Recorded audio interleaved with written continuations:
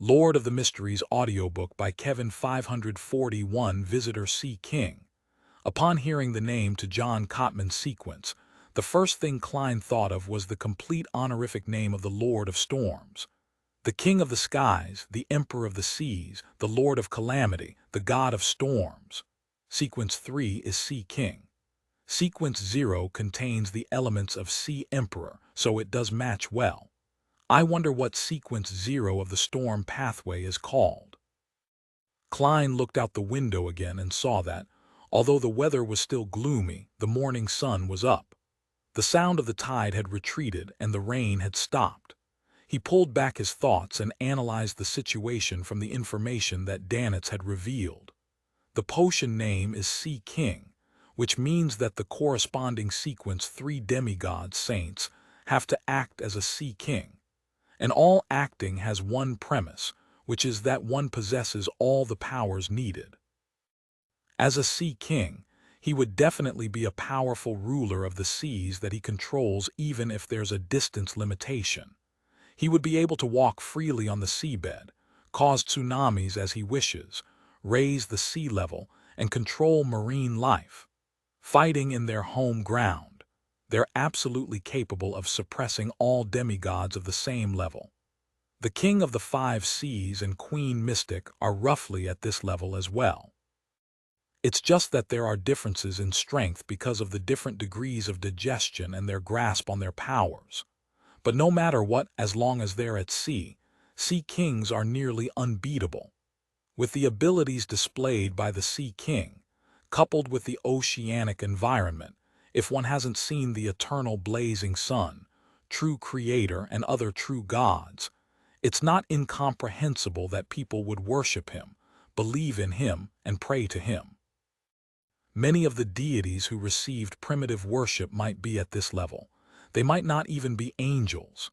Yes, don't look directly at God refers to a true deity. Previously, see God Calvatua didn't give me such a feeling, nor did Ammon's avatar. Of course, I can't be sure if the actual body of a king of angels has some kind of attribute that also doesn't allow one to look directly at them. One is a sea god who's on the verge of collapse and at most, a sequence 3, while the other is a sea king who is in good condition and is able to use sealed artifacts at any time. The outcome is obvious. John Cotman would definitely be able to suppress Calvatua's madness to prevent the sea from drowning Bayam. He would prevent the entire Blue Mountain Island and its many cities from turning into a lost sea ruin. Just wait a few more days. Calvatua's madness will completely dissipate, which will end up resolving the matter. This is the simplest and most effective way to deal with the situation, and it wouldn't bring about any panic at all. Most people here wouldn't even detect anything amiss. However, there are also some problems. Firstly, there shouldn't be any other accidents. It's a mystery what that archaeologist, Letitia, did in Simim Island. She had single-handedly orchestrated the death of the sea god. Perhaps the forces backing her, either the Moses ascetic order or the element dawn, might take the opportunity to seek something. This is the greatest dormant danger. Yes, there should also be a high-sequence Bayonder in the Governor General's office and the military. This is a colony base the kingdom has in the Sanya Sea. Things won't turn out too bad. Archaeologist, Letitia, did in Simim Island. She had single-handedly orchestrated the death of the sea god. Perhaps the forces backing her, either the Moses ascetic order or the element dawn, might take the opportunity to seek something.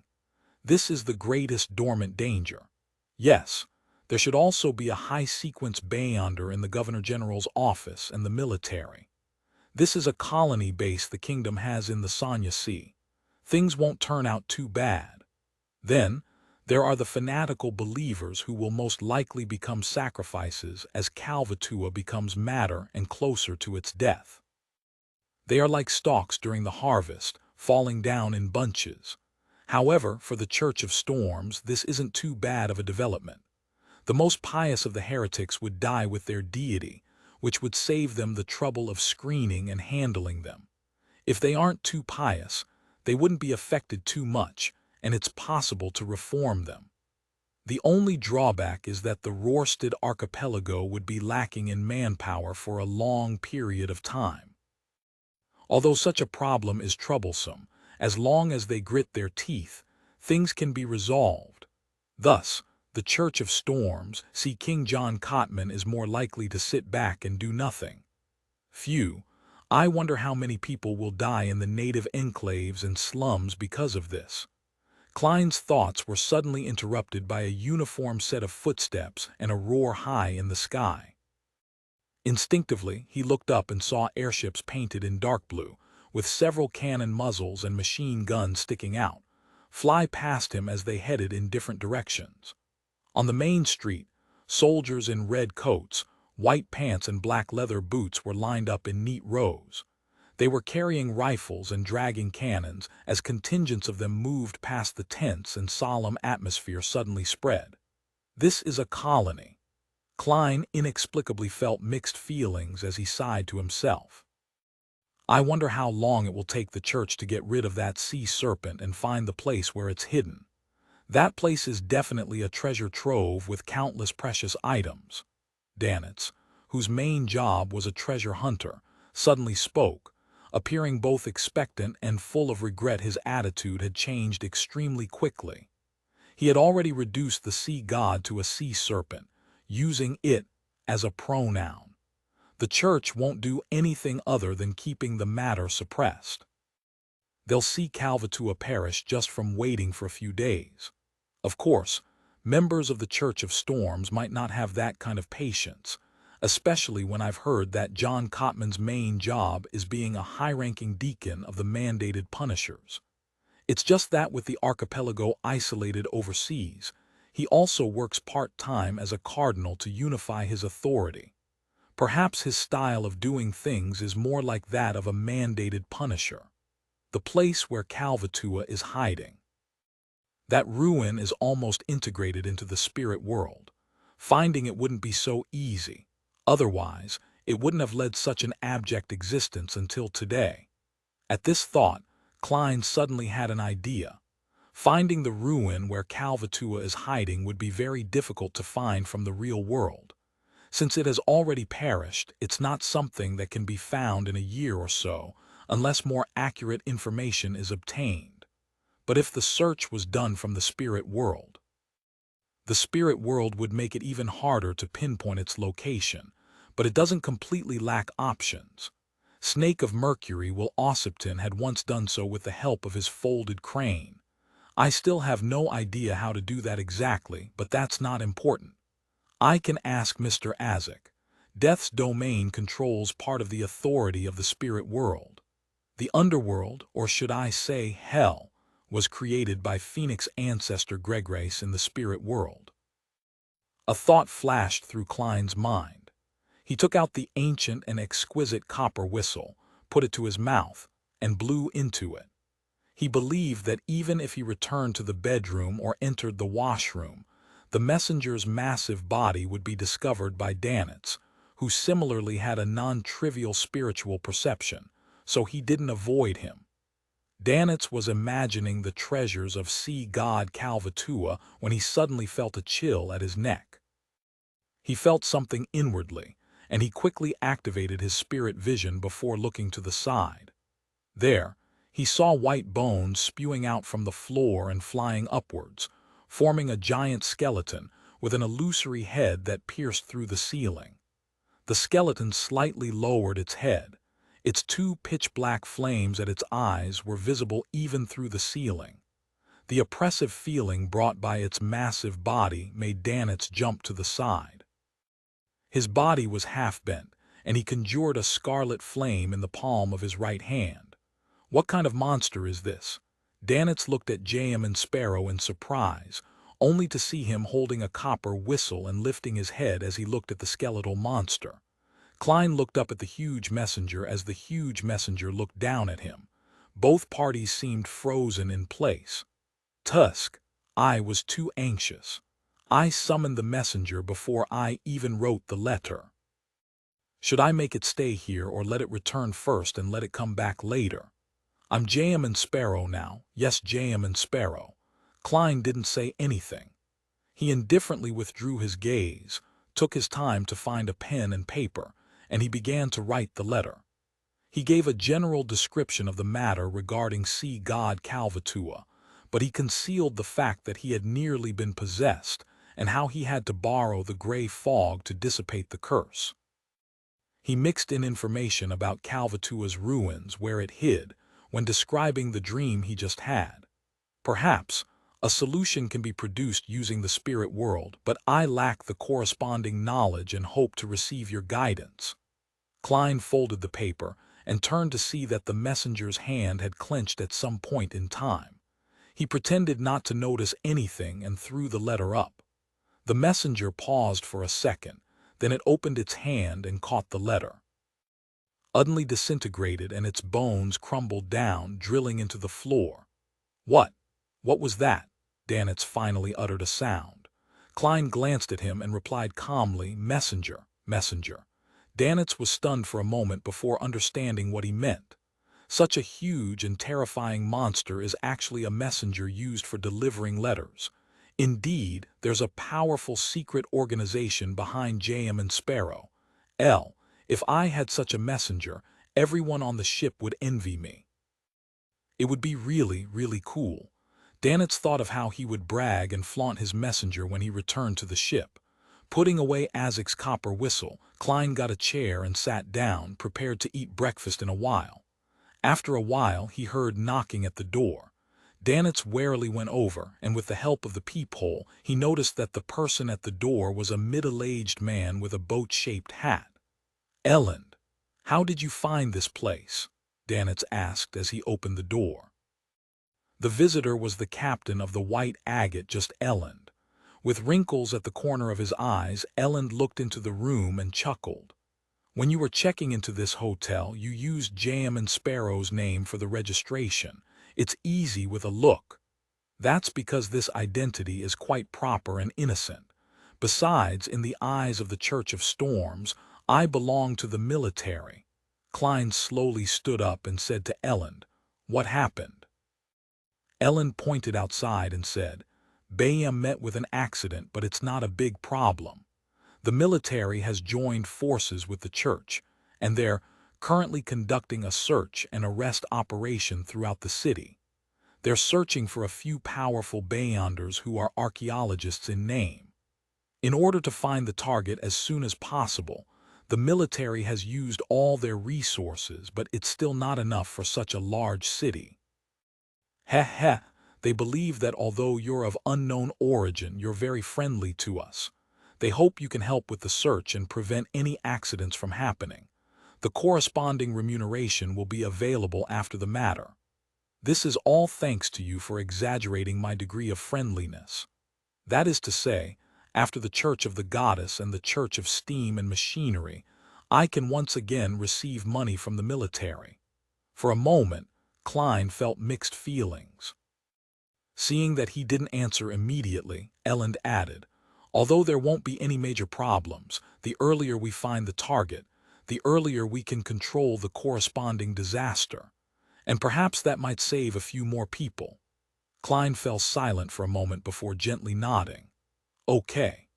542 Bayem under curfew. Seeing J.M. and Sparrow put on his coat and hat and pick up his cane, Danitz recalled that he had apparently been forgotten. He coughed once, and under the gaze of two pairs of eyes he said, Do I need to follow? It's best not to. Who knows what would happen? Before this, we had only stopped at Banzi Harbor, but we ended up encountering a rather strange situation. Last night, I brought J.M. and Sparrow to visit the Resistance's liaison and ended up being involved with the sea god's curse. Today, if I were to follow this madman to search for Letitia and the other archaeologists, then who knows what would happen." Danitz looked down and glanced down at his left arm, which was still tied with a splint. In a matter of days, he felt that he had encountered more events than he had in months or even half a year. "You can stay here, but someone will be here for the sweep later," Elend laughed. "Someone will sweep this area, and then the great pirate Blazing would be caught and turned into gold pounds." Danitz frowned and laughed dryly. Aside from the reward, there aren't many opportunities to earn money from the military. I'm very willing to give it a try. The only problem is that you'll have to wait a few minutes. I'll don a disguise, Mr. Captain. I don't want to put you on the spot by causing unnecessary misunderstandings. If I don't disguise myself, for a great pirate like myself to engage in operations with the military and the church, it will only result in me being captured immediately. Danitz imagined himself being pressed down, having a knee crushing his back, struggling like a catfish. After thinking for a few seconds, Ellen took out an iron-black mask from his inside pocket and tossed it over. Just put it on. I will explain the rest. Yes, there's no need to waste time on useless disguises. Klein evaluated inwardly. Without a word, he turned the handle and walked out of the room. Ellen followed close behind, and Danitz hurried to catch up with them as he grabbed his coat and put on the iron mask. When they reached the street where there was a lot of flooding but no pedestrians on the streets, Klein pressed down on his hat and asked, "How do we start?" Ellen laughed. "In regions. My Bayonder job has some special characteristics. As long as I see the person in the flesh in a photo or a sketch, then I'll be able to firmly remember the target's appearance and obtain an additional sense on an extraordinary level. Yes, I can also detect any abnormalities and grasp indistinct traces. When put together, it allows me to do investigative sweeps in a rather effective manner. Sequence H Sheriff of the Arbiter Pathway." Klein nodded thoughtfully and asked as they walked, "Do you have their belongings?" The poster Danitz had posted last night had a portrait of Letitia attached to it. Klein had used ritualistic magic to pray to himself and produce it. "No," Ellen shook his head. "We have yet to learn of their previous whereabouts. The only things that we can confirm is that they didn't return from Saimim Island until around 3 p.m. yesterday, and after 2 p.m., no passenger ships left the docks, and that due to the weather this morning, only entry is permitted. In other words, Letitia and company haven't left by boat yet." Klein understood what Ellen meant. Danitz suddenly let out a sneer. "That doesn't mean anything. Maybe they left Bayam yesterday afternoon and went to the other cities on the island." Blue Mountain Island was the largest island in the Rorstad archipelago. It was very large in size and had dense forests and rich mineral resources. Therefore, there were many cities on the island, and they were all built around fertile land with astonishing mineral resource reserves. For this wealth, the Lone Kingdom first bribed the indigenous princes, then forced them to use force, and finally set up the Governor-General's office. In a more efficient manner, it opened wide roads leading to cities and completed several important railways. This was in the form of establishing a corresponding railway company to sell shares and raise funds on the Backland Stock Exchange. Of course, these large projects were accompanied by the deaths of many local people, sinister construction workplaces, excessive work, almost slave-like treatment, and a fairly modest salary, which allowed bodies to be buried one after another under the roadbed and railroad ties. To this day, a large number of locals still loathe the railway, believing that it had swallowed a large amount of human life and brought about countless suffering. It was the symbol of an evil god and devil. Ellen turned his head to glance at Danitz and said, "If they leave by land, then there's nothing to worry about." "Why?" Danitz asked, puzzled. "It's very simple. The roads that lead through the forest are controlled by the resistance, and the majority of the resistance are believers of the sea god. Hence, how would Letitia and the others, who were responsible for Calvatua's breakdown, dare to pass through these regions at night? If they dared to, then it can only mean one thing. They didn't realize the severity of the consequences of what they had done in the sea god ruins on Saimim Island. This also negates the conjecture that either the Moses ascetic order or element Dawn has other motives." Klein controlled the urge to shake his head, and he followed Ellen into another street without explaining anything. Ellen took out a notice and handed it to Jam and Sparrow. "The main target is this woman. I drew this woman." Klein glanced at it before tossing it to Danitz. At this moment, they heard the intense sound of fighting coming from the side room. "She has been found," Danitz asked the question Klein wanted to ask. "Probably not." Ellen shook his head. "According to the orders, the first thing to do when discovering the target is to release red fireworks. Once it appears, everyone will close in on that location. If one encounters other wanted criminals who they cannot handle alone, they are to release orange fireworks. Surrounding teams would rush over to reinforce them. If they're ordinary pirates or criminals, we are to handle them ourselves. Let's wait. Perhaps it's because the fireworks couldn't be released in time." While he was talking, the glass on the third story of the house facing the street shattered with a crack. A bear-like brawny man jumped down. His speed was extremely fast as he ran into the distance like a cheetah. At this moment, an enormous shadow enveloped him, and gattling sounds came from the sky above. The brawny man's body was almost torn apart by the machine gun fire as he fell to the ground without putting up any resistance. Blood flowed out and dyed the ground red. If the residents weren't forbidden to leave their homes, then they would have screamed. At some point in time, the airship had floated over, but it didn't stop and had turned toward another direction. "Goltat." Danitz recognized the victim. Seeing Jam and Sparrow turn his head over, he forced a smile and said, "This is the leader of a pirate crew. He's from Fasak with a bounty of 950 pounds. Fasak. So they really are savages." He actually ran on a curfewed street, completely unaware to be on guard of attacks from above. That's right. Some pirates spent the entire night in a drunken stupor. They have no idea that even airships have been dispatched. If he had planned his escape route, then he might have been able to dodge the machine gun fire. Klein looked away and watched the monster in dark blue paint fly over the roof. When Danitz saw the pirate's outcome, he was grateful that he had followed Jam out. Seeing that the alert over here had been lifted, Ellen didn't linger any longer and led Klein and Danitz to the area that he was in charge of. After walking quickly for 5 or 6 minutes, they saw a barricade at the intersection in front of them. Guns were mounted and cannons were set up. Lone soldiers in red uniforms stood guard over the area in silence. On the other side of the barricade, 20 to 30 corpses lay scattered on the ground, forming a vanguard formation. Their clothes were tattered and their faces gaunt, clearly indicating that they were natives. A little further away, several young native children were hiding in the cover. They were quietly looking at them in fear. Their eyes were dark and their faces were dirty. Klein and company fell silent for a few seconds before circling around the area. Backlund, Sherwood Borough. Fors lifted the ceramic cup from the table and felt the heat. She roused herself and quietly waited for any changes.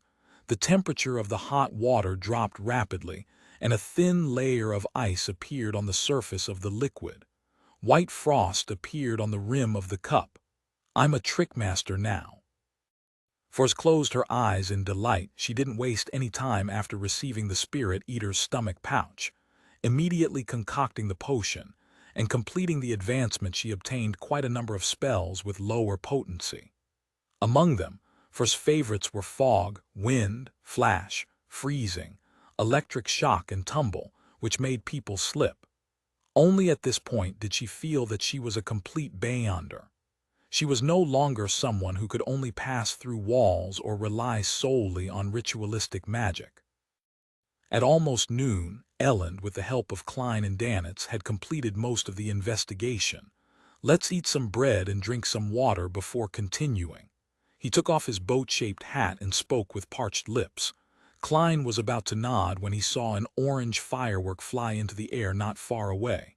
Without hesitation, Ellen put on his hat and ran in that direction. "I'll go and support them." Orange means other wanted criminals that cannot be dealt with. Who could it be? Danitz said to himself. With interest he switched to a gait of raising his legs high as he proceeded forward, hoping that the battle would be over before he arrived. Then he saw Jam and Sparrow follow behind just Elend, leaving him alone by himself. Glancing at the dark blue monster flying in his direction, Danitz let out a hollow laugh and quickened his pace. 2 minutes later, they arrived at their destination and saw a house with a lawn facing the street. 3 or 4 military personnel were lying on the ground.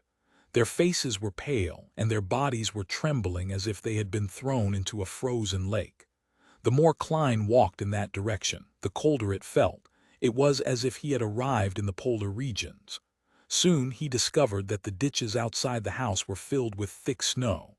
Just then a burst of female laughter came from inside the house at varying pitches, alternating between craziness and strangeness. Ha ha ha. Jaya ha ha ha. Ha ha ha. Ha ha ha ha. Danitz couldn't help but stop and touch his neck, which was covered in goosebumps, with his right hand. With a clanging sound, the window opened and a charred body flew out. It landed hard on the ground, as if it were caught in an inferno. With just a glance, Klein was able to recognize through his spiritual intuition that this was one of the 3 male adventurers who had followed Letitia. 543. The reality that exceeds expectations. The target appears to have been found. Klein looked away and made a rough judgment. As there were no portraits, the dead adventurer's face was burned black, which meant that Elend clearly didn't recognize this as one of their targets. After observing the situation and listening to the creepy laughter for a few seconds, he pointed to the 3 or 4 military personnel lying outside the house. Drag them back first, then wait for the other teams to arrive before launching our attack. Or... He hesitated for a moment, then he raised his head to look at the approaching dark blue airship. Without another word and without instructing Klein and Danitz, Elend ran to the unconscious military personnel whose faces were purple. Tap, tap, tap. The closer he got, the weaker his steps became.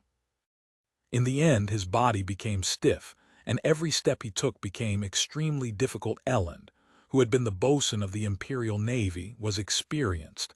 He decisively stopped moving forward and turned around slowly, walking back 1 step at a time.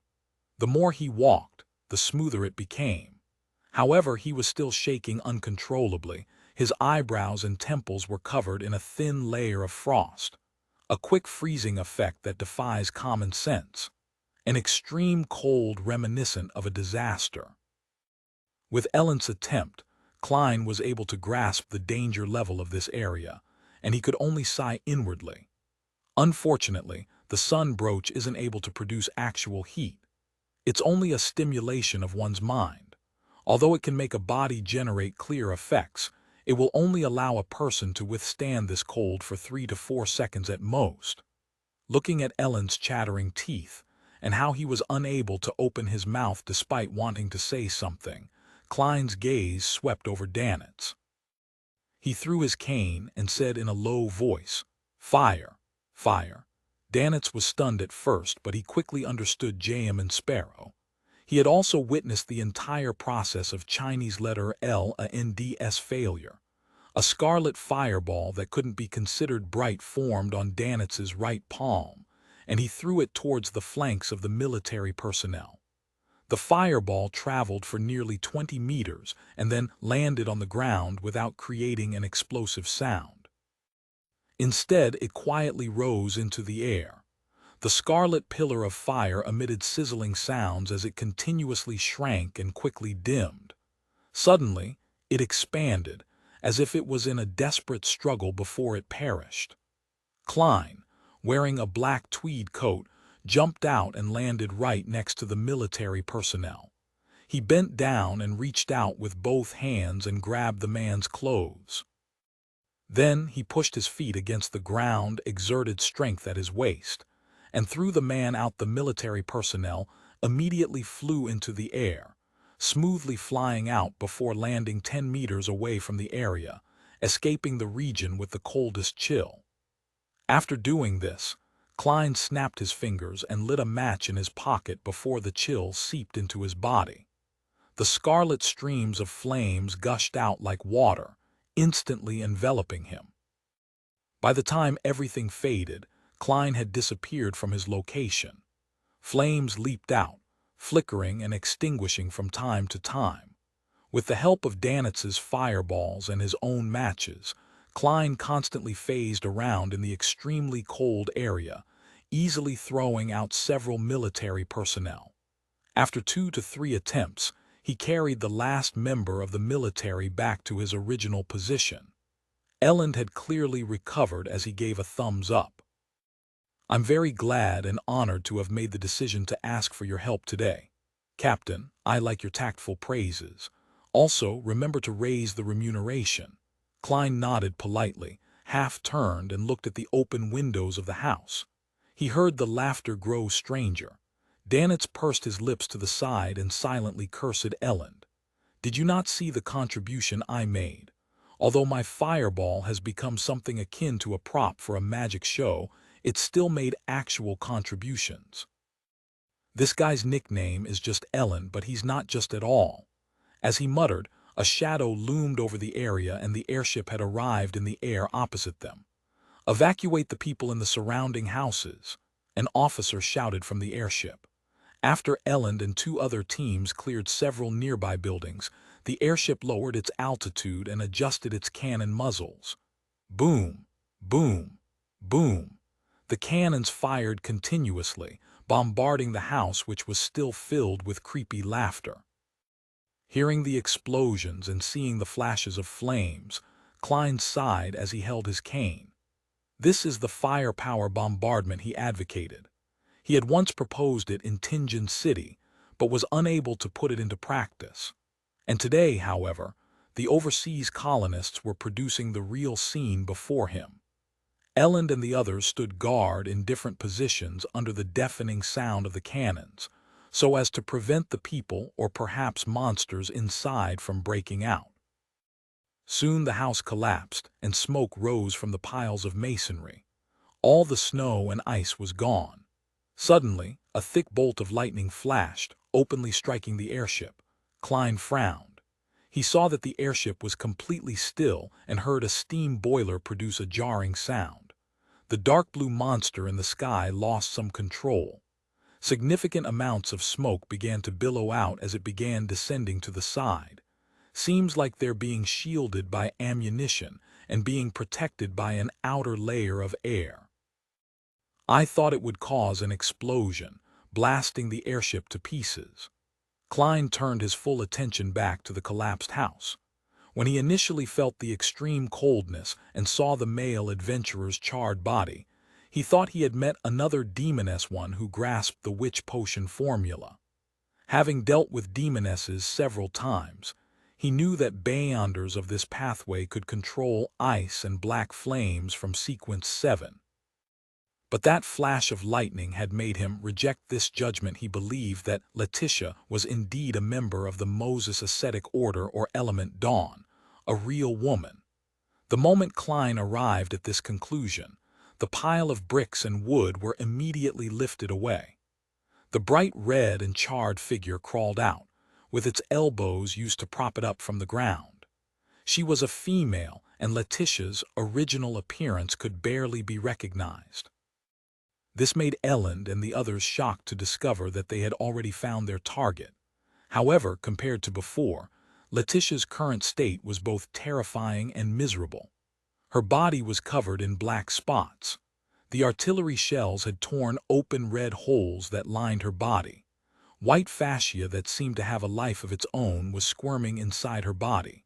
The top of her head had split open, and her brain came oozing out, sticking to the surface like the palms of children overlapping each other. Her gray eyes were out of focus, one of them blazing with fire, the other flashing with lightning. 2 heads that were screaming in pain were embedded at her abdomen below her chest. They were the other 2 male adventurers. Not only has she lost control, but she also appears to be corrupted. She was already severely injured from the previous bombardment, and her aura had dropped to an extreme level. Klein didn't take action, and instead watched as the Beyonders from the military began to attack. Psychic piercing, whip of pain, purifying bullets and small-caliber gunfire were launched. With this series of attacks, Rampager Letitia, who only had enough time to crack the ground and spread the crack outwards, completely broke down and became a dismembered corpse. Her torso fell to the ground and the heads of the two male adventurers rolled out. Klein's eyes slightly narrowed. He discovered that there was a yellowish-brown book hidden within the flesh and blood of Letitia's abdomen. On the surface of the book, there was a line of words written in Elven. Book of Calamity. Why do these books and notebooks always find themselves in the stomachs of people? It's the same as the Antigonus family's notebook last time. Klein lampooned. Then he suspected that the Book of Calamity was the item that the fake archaeologist, Letitia, had taken from the ruins of the sea god. At this moment, some military personnel grabbed the two male adventurers' heads who still seemed capable of speaking and hurriedly asked, "What did you do in the ruin of the sea god?" "Sea god's ruins." One of the male adventurers answered with pain and confusion, "We haven't been there." He tried to move his eyes to check the situation below his neck. "The sea god ruin in Simim Island," the military personnel reminded him. "No, we didn't." The male adventurer wanted to shake his head, but he couldn't do so. "We went to an ancient elven ruin. Letitia found a book there. She liked it very much. She quickly began to study it, then she went mad. She's crazy." As the male adventurer shouted out, whatever was left of his mind completely dissipated. "It's not a lost temple of the sea god, but a ruin of the ancient elves. This is different from what I imagined." Klein was about to listen carefully when Chinese letter L-A-N-D came over and politely asked him and Danitz to distance themselves from the interrogation. Turning into another street, Klein slowed down and thought about the whole thing. Why would Letitia's act of taking the Book of Calamity out of the ancient elven ruins cause sea god Calvatua to be no longer capable of maintaining its existence, slowly bringing it to the point of breakdown? What's the connection between the two? Elves. Sea god. According to Little Sun, the ancient god, Elf King Soniathrim, wielded the present authorities of the Lord of Storms. That is to say, the elves no doubt possess Sequence 3 Sea King, or an even higher Sequence 2.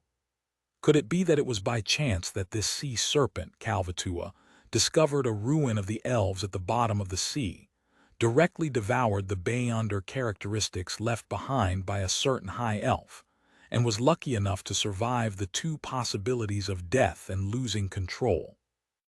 As such, it succeeded in acquiring the rank of a demigod and gradually gained the faith of the Rorstad Archipelago's natives. Klein slowly came to a realization, and he had to thank Mr. Hanged Man for this. Initially, Little Sun didn't reveal the corresponding authorities of the 8 ancient gods, but later, under the guidance of the Hanged Man, he explained some things, including the Elf King Soniathrim general situation. As for devouring Beyonder characteristics or the corresponding ingredients to advance, it wasn't something that didn't happen. Before the potion system was fully constructed, the human ancestors had made similar attempts to obtain Beyonder powers. However, only a very small group of extremely fortunate people had managed to survive to become Beyonders without becoming monsters, lunatics, or dying on the spot, with their flesh and blood falling apart. Such an attempt had a 1 in 1,000 chance of success, or even a 1 in 10,000 chance. After the potion system was established, no one was willing to take such a great risk. If that's the case, then Calvatua was indeed very lucky back then. Of course, there's also the factor of its strong physique. However, its intelligence didn't seem to increase much, only being capable of deceiving its believers. It didn't actually find any traces of the elven ruins on Simim Island, and how it's closely related to the one it's hiding in.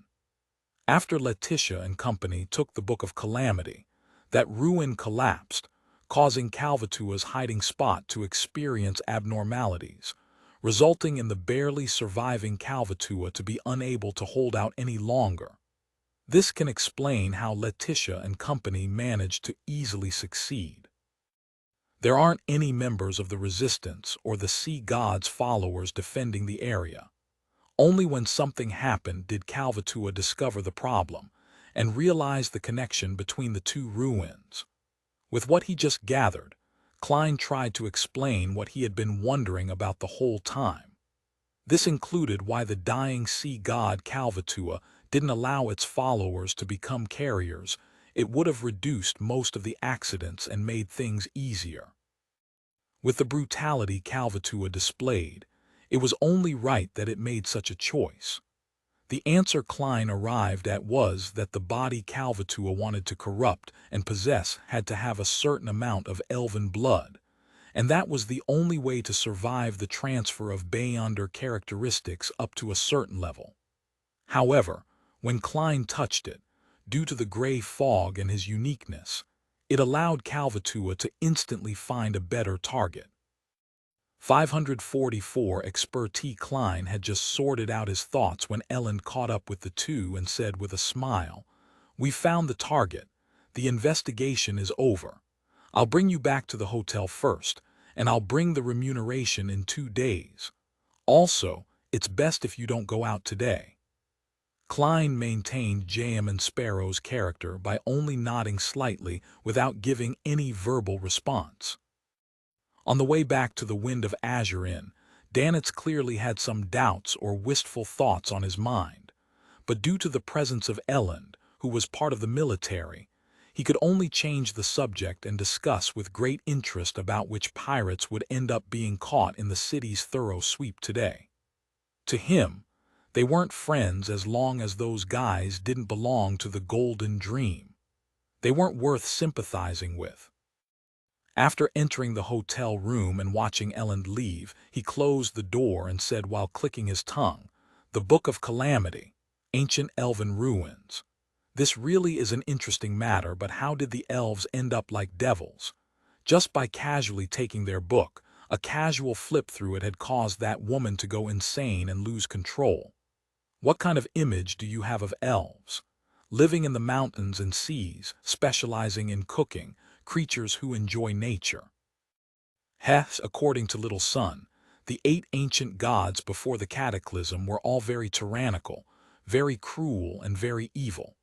Among them was the elf king Soniathrim, and the elves who believed in him and viewed him, as their king couldn't have been any better.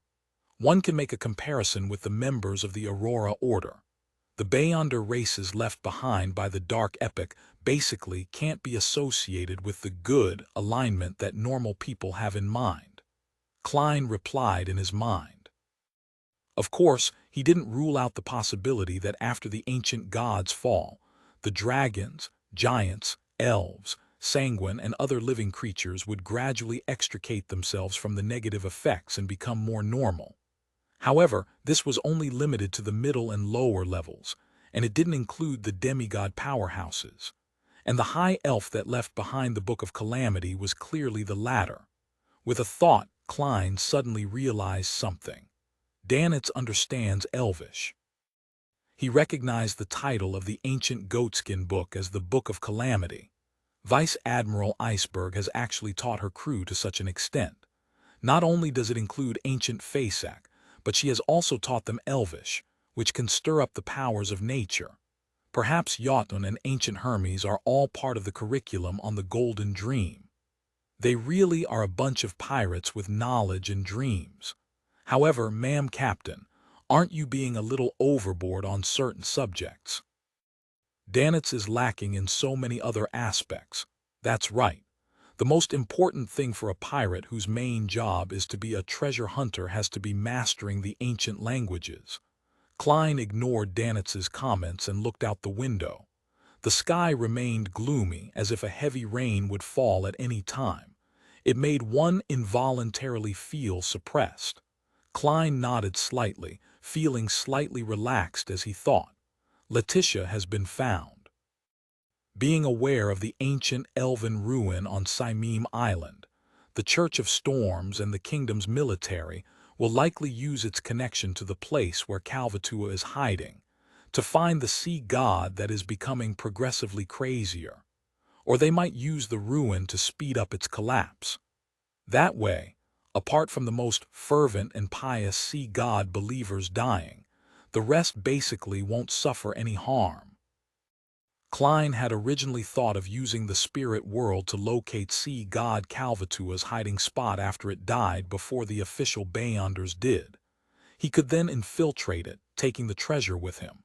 But even before the plan had begun, the appearance of the Book of Calamity pushed his plan to the verge of failure. Phew. It's fine. It only existed in my imagination, and it never belonged to me. It's fine if I don't get it. I don't even know what I'll get.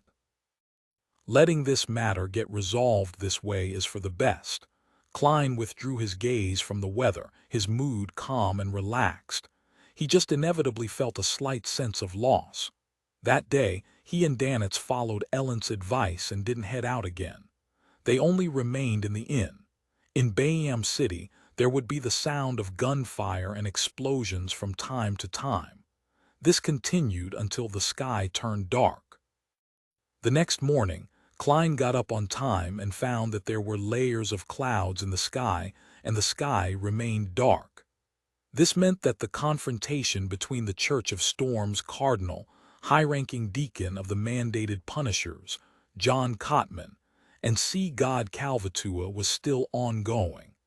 Klein felt pain in his stomach and prepared to head to the washroom with the newspapers. However, he gave up on that idea when he saw Danitz leisurely reading a newspaper while lying in a reclining chair, munching on a piece of white bread in his mouth. Reading the newspaper while on a toilet doesn't match J.M. and Sparrow's persona. Although it would be boring, I mustn't slack off on acting. I've once again found a difference in the behavior between my true self and my disguised identity. Klein summed it up in silence and went into the washroom. He took off his pants and sat down on the toilet, staring almost in a daze at the pale white wall in front of him, as if he could read words from it. At this moment, his spiritual perception was triggered. He hurriedly tapped his molars and activated his spirit vision. Two thick, long white bones appeared in front of him. They were the messenger's legs. The messenger stood there, its head passing through the ceiling, but its black flames in its eye sockets could still be seen. It lowered its head slightly and looked down at Klein, who was sitting on the toilet. Klein looked up, stunned for 2 seconds. His mind filled with a baffling thought: should I act like a woman, hurriedly covering my nether regions, or should I just be open and fearless? Before he could make up his mind, the messenger dropped the letter, disintegrated into a pile of bones, and disappeared into the floor. It took a moment for Klein to react before he caught Mr. Azek's reply. "This messenger is being more and more impolite. Can't you see that I'm using the toilet? Don't you know to knock on the door or to squeeze it through the crack under the door?" Klein cursed in anger and amusement. After giving it some more thought, he felt that it would be putting the messenger in a tough spot to pass the letter through the crack in the door. The 4-meter-tall giant had to lie down in order to reach that position. Just thinking about it is rather funny. Well, the next time I write a letter, I'll add a paragraph so that Mr. Azek can educate the messenger so that he will be more polite. Klein unfurled the letter and read Azek's reply. "According to the knowledge I've recalled, I can provide you with 2 methods. The first requires certain prerequisites. If a unique item belonging to you or someone else is located where sea god Kalvatua is, you can use divination to easily locate its position. The other prerequisite is that you can enter the spirit world. I have plenty of methods for this. I'll list the most common 3. The second method is to use a secret deed ritual and pray to Red Light Ayer Moria. He represents authority and will. At a certain level, he grasps the relevant knowledge of the creatures in the spirit world and the locations in the spirit world. So red light of the 7 pure lights is named Aer Moria. The principle of a secret deed ritual is to adjust one's state, release one's mind and body, and align oneself with the target of the prayer bit by bit. Finally, an overlapping will occur, allowing one to acquire the corresponding knowledge, and this kind of alignment and overlapping is relative. While acquiring knowledge, my secrets will also be open to the target of the prayer. I can't trust red light. I have too many secrets. Klein's first reaction was to rule out the second approach. As for the first solution, there was also the chance of failure. Klein didn't have any unique items located where Sea God Calvatua hid itself. Either I use the help of the resistance and send something to Calvatua, or I'll have to find the original owner of an item sacrificed to Sea God from its believer. Furthermore, it has to be unique. Send something to Calvatua. As he thought, Klein suddenly had an idea. He braced himself and considered it over and over again, thinking that there was a certain probability of success. After finishing his deed in the washroom, Klein washed his hands, took 4 steps counterclockwise, and went above the gray fog. He planned on attempting divination and received a revelation that there was danger, but it was manageable as long as it was handled properly. With all of this done, he returned to the living room and walked towards the reclining chair. Danitz immediately sat up and said with a dry laugh, "Is there something?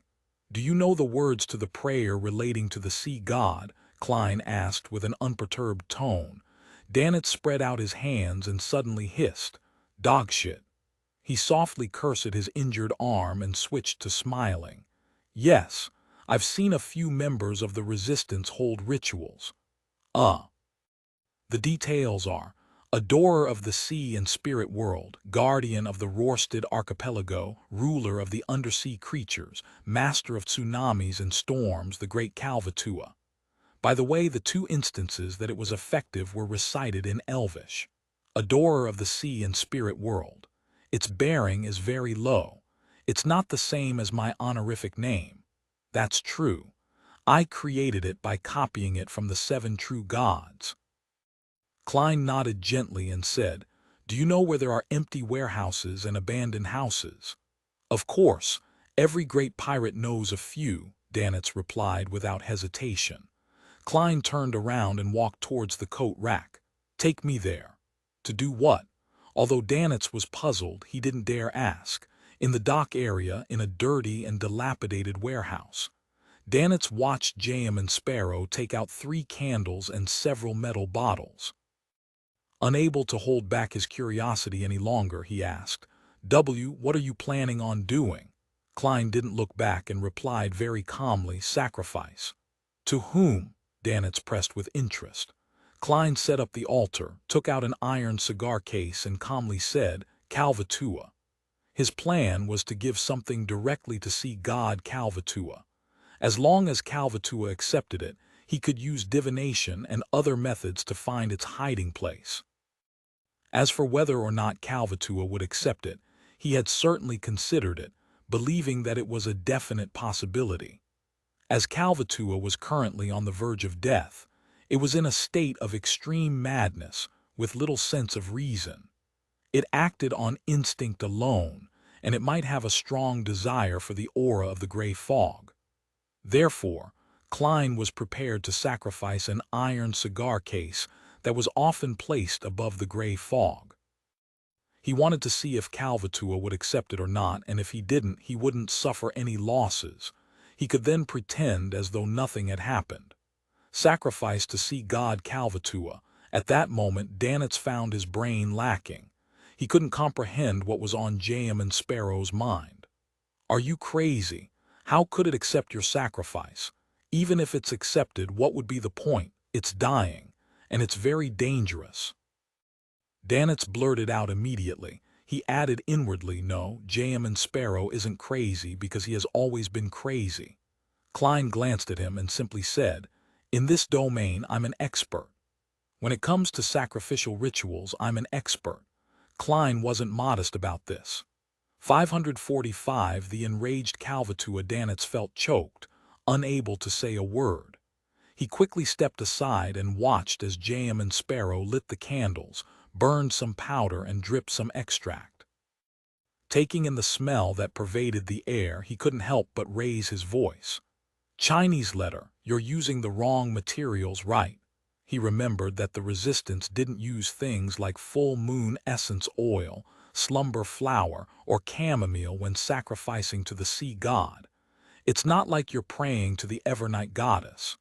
Klein turned his head to look at him, then he returned his gaze to the altar. That wouldn't be an issue. As a professional who often offered and received sacrifices, he was very aware that the burning of extracts, essential oils, and herbal powder mainly had two uses. One was to help the ritual's host to better adjust his spirituality and enter the proper state, and the other was to please the corresponding deity, to please the target of the sacrificial object, and to increase the probability of a response. In this aspect, every deity had certain characteristics and preferences. This sacrifice, on the other hand, mainly relied on Kalvatua's abnormal state of mind.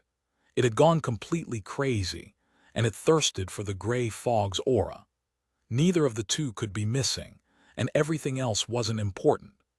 As long as the aforementioned two conditions were satisfied, pleasing Kalvatua or not didn't affect the ritual. It neither increased the success rate nor would it increase the possibility of failure. It could be completely handled in a perfunctory manner. If Kalvatua still retains its reason, and even if I were to strictly follow the requirements of its ritual, do you think it would respond to me?" Klein silently lampooned and took half a step back, ready to start the most important part of the ritual. He thought for a moment, then without turning his head, he said directly, "Stay further away." "Me?" Instead of getting angry, Danitz was overjoyed. He quickly nodded. "All right, okay." He rushed to the door of the warehouse, planning to escape the moment something went wrong. Klein half closed his eyes, cogitating about the countless spherical lights that overlapped each other, and he quickly entered the proper state. He chanted softly in Elvish, "Adorer of the sea and spirit world, guardian of the Rorsted archipelago, ruler of the undersea creatures, master of tsunamis and storms, the great Kalvatua. Your devoted servant prays for your attention. I pray for you to take this offering. I pray for you to open the gates to your kingdom." As he said the awkward sentences one after another, the sound of wind rose within the wall of spirituality, as if it was going to overturn everything. Klein's clothes fluttered in the wind as he took out another small metal bottle that he had prepared beforehand. He poured about 5 milliliters of the remaining 1,000-faced hunter's blood into the air. This was a material filled with spirituality. The strong wind sucked the drops of blood, howling as it drilled into the candle flame that symbolized sea god Kalvatua. Without a sound, the candle flame burgeoned to form an illusory door. On the surface, there were symbols and magic labels. From the inside, the faint sound of crashing sea waves could be heard. Suddenly, all signs of movement vanished. There was only the sound of breathing that reverberated through the illusory door, as though there was something hiding behind it, something massive that was suppressing its hunger with great difficulty. Huff, huff, huff. The sound of the loud, heavy breathing became clearer and clearer, to the point that even despite being situated at the door of the warehouse, Danitz still felt his scalp tingle. Bang! The illusory door suddenly opened, and something that visibly resembled a hurricane poured out amidst the sharp wailing sounds. Danitz felt the invisible wall of spirituality shatter. He discovered that he had been thrown into the air like a small boat in a storm. He slammed into the door, producing a dull thud. He fell outside the warehouse, his back scuffed from several wooden splinters. The scarlet fireball that he had instinctively condensed in his hand instantly dimmed and was quickly extinguished in the hurricane, like a candle that was about to burn out while he was flying in midair. He saw what looked to be a bloody, gaping mouth appear behind the illusory door. It revealed milky white sharp teeth, which was slightly curved and longer than a human arm, as it madly smashed against the illusory door in a bid to enter the real world. Its beast-like howls first echoed inside the warehouse, causing Danitz to bleed from his ears and nose. Klein also flew up into the sky as a result of the hurricane, and his line of sight was immediately occupied by a bloody, forked and massive forked tongue that burst forth with sparking lightning. His body was scorched black as it stiffened in the air. The forked tongue pierced through his body as it was reduced to ashes. Klein's figure appeared on the other side. His hat had fallen off, and his clothes were messy. He looked rather wretched. Fortunately, he knew that a situation would occur, and he knew that there was going to be danger. He had constantly been on high alert, and he didn't let down his guard as he used paper figurine substitutes just in time. At this moment, Calvatua, who was situated behind the unperturbed, illusory door, finally realized that its violent blows had no effect and stopped. It took a deep breath and caused the blue seawater to gush in from all directions. The water then collapsed into a whirlpool that emitted a terrifying suction force. It was so powerful that it could swallow a cargo ship. The iron cigar case on the altar flew into the vortex. The tiny cauldron containing some herbal ashes flew up and into the whirlpool. Many objects within the warehouse, along with the soil, were thrown into the whirlpool. Klein also flew up as he found it difficult to resist being thrown into the whirlpool. He tried to snap his fingers to ignite flames and leap out of the whirlpool's reach, but the suction force and the hurricane spoiled his plans. His figure suddenly became thinner, turning into a paper figurine. As the paper figurine fell into the whirlpool, Klein, who had emerged from another position, once again soared into the air, unable to extricate himself from the terrifying suction force. At this critical moment, he no longer hesitated. He made the black glove he wore on his left palm turn pale as it was tinged with a slightly dark green color. He activated creeping hunger, and he directly used Steel Mavetti's soul. Klein's body suddenly grew heavy as he pushed forward with his left palm. An ice wall that wasn't too thick solidified in front of him, helping him temporarily isolate Sea God's whirlpool. Taking advantage of this, Klein landed, his feet heavily landing on the ground as he sank deep into the ground. Catcha. The ice wall lasted only a second before it was shredded to pieces by the boundless suction force, and the remnants flew into the huge sea serpent's throat. Relying on the strength of a zombie, Klein used both of his feet to hold himself in place and no longer flew up again. However, he was still unable to stop himself from sliding towards the illusory door where Calvatua's gaping mouth was. He drew 2 deep ravines on the ground in the process. Outside the warehouse, Danitz wasn't affected by the suction force of the whirlpool. Instead, he tried condensing a fireball to throw to the side, allowing Jam and Sparrow to jump out of his predicament and escape. Unfortunately, the flames were extinguished again and again by the hurricane. As Klein drew closer to the illusory door, he could smell the stench of blood and decay. Right in front of him were milky white fangs that emitted a chilly air. His thoughts raced, and he quickly came up with a solution. The solution was simple. It was to throw out the all-black eye that originated from Nimble Right Master Risago. Since you want to make a whirlpool in the sea in a bid to devour everything, I will make you consume another bottle of a Beyonder potion without any supplementary ingredients, as well as the mental corruption of the true creator. If that's the case, I don't believe that you, who's already on the verge of collapse, will be able to hold on.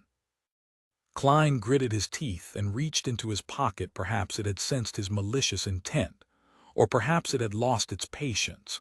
But at this moment, Calvatua suddenly raised its head and let out a long howl, causing the seawater whirlpool in his throat to collapse and disintegrate into countless water droplets which sprayed out of the illusory door.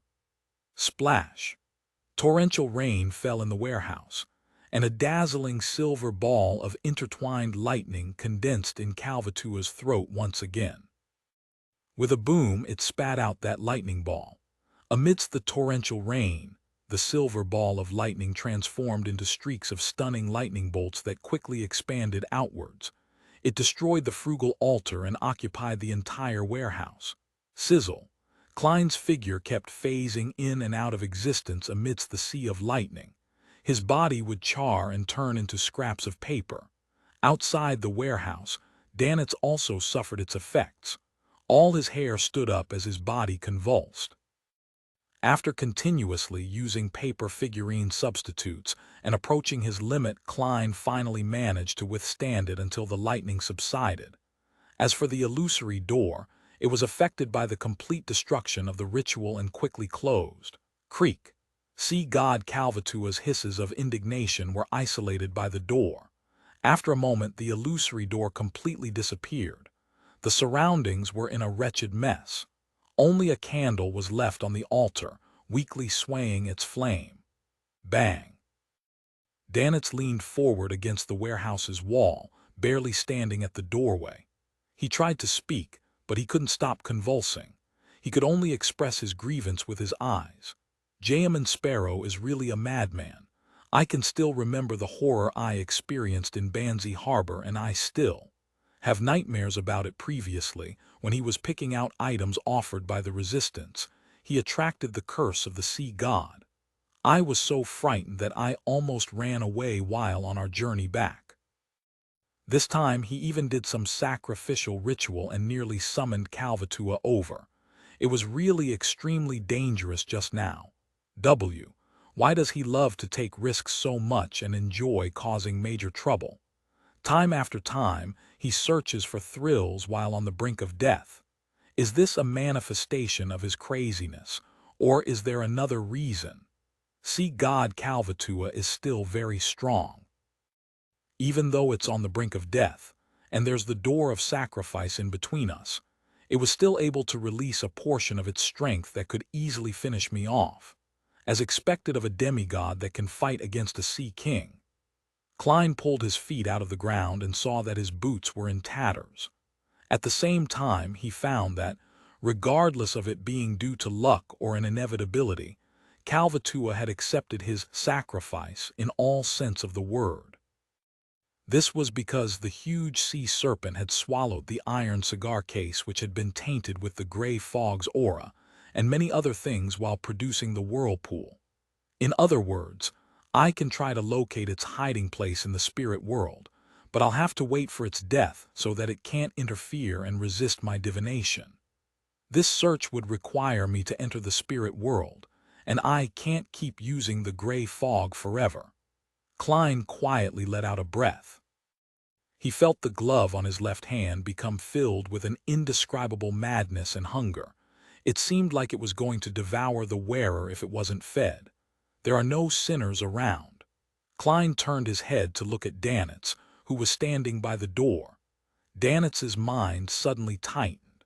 He felt as if he was being targeted by a monster and was about to become food for the other party. The hunger he felt at a spiritual level had made him tremble slightly. He yearned to immediately turn around and flee. Then he heard Jayaman Sparrow's indifferent voice. "Close the door from the outside." "All right." Resisting the residual pain from the electric shock, Danitz moved the door which had been sent flying open, barely closing the hold. Klein seized the moment to carry out a sacrificial ritual. He prayed to himself and responded to himself by throwing creeping hunger that was about to lose control above the fog. The mystical item that had frightened Danitz, so much so that he didn't dare to resist, immediately became docile, gentle, and tame. Thank you for listening to the story on KevinAudio.com. 546 Spirit World. Upon returning to the real world, Klein extinguished the candles, put away the remaining items, and carefully checked the situation in the warehouse. Luckily for him, the whirlpool of seawater created by Kalvatua had completely wiped the area clean, leaving only the subsequent sprays of rain. the blackened patches from the lightning strikes, and sparse piles of ash, as well as the ravines produced by Klein's 2 feet. The traces are easy to deal with. I can get Danitz to use his fireball to wash the place later, disguising it as an internal strife between pirates. Klein nodded indiscernibly and pulled out one of the few remaining paper figurines. He shook his forearm and flicked his wrist. The paper figurine flew out and burned on its own before turning into black ash. After doing all of this, Klein walked towards the door, frowning as he walked. The soles of his boots were gone, and the rest of his clothes were tattered and torn, wet, or charred. This was unavoidable under those circumstances, as it wasn't something a paper figurine could withstand. The tearing was a result of the potent suction from the whirlpool. The moist sensation came from Calvatua's torrential rain, and the charred black marks were a result of being struck by bolts of lightning in the interval when Klein was using his paper figurine substitutes. Even now, despite having calmed down, his right forearm still spasmed a few times due to the electric shock. It cost me £8.6 solely. I have to get a new set of clothes. I had divined danger and had made preparations, but I didn't expect Calvatua to be more powerful and crazier than I had expected. I hope that I'll gain something later. Klein silently shook his head. He restrained his expression and endured the pain before coming to the door and knocking 3 times. Danitz, who was constantly uneasy, hesitated for 2 seconds before he opened the door. Discovering that J.M. Sparrow had returned to his cold and reserved state, with him no longer emitting a hunger and madness that struck terror to his spirituality, Danitz let out a sigh of relief. He took a glance inside and asked, "Is it over?" "No." Klein curled the corners of his lips and revealed a gentle smile. "Not yet." Danitz jumped in fright. What else needs to be done?" Klein maintained his smile that concealed madness. "A clean-up is still necessary. That's basic courtesy." "A clean-up?" Danitz was stunned. Raising his right hand, he pointed at himself and said, "Me." The corners of Klein's mouth widened. "Or shall I do the honors? Then I would be eaten by creeping hunger." Danitz let out a hollow laugh.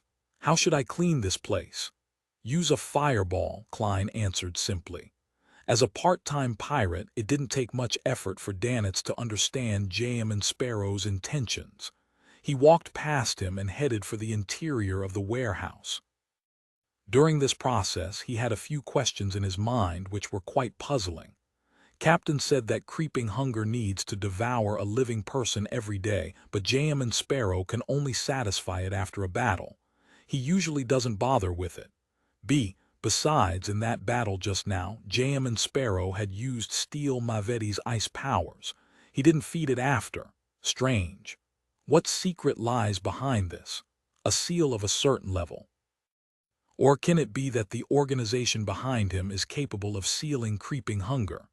As Danitz cleaned the warehouse, Klein stood outside, looking up at the overhanging dark clouds, looking forward to what would happen next.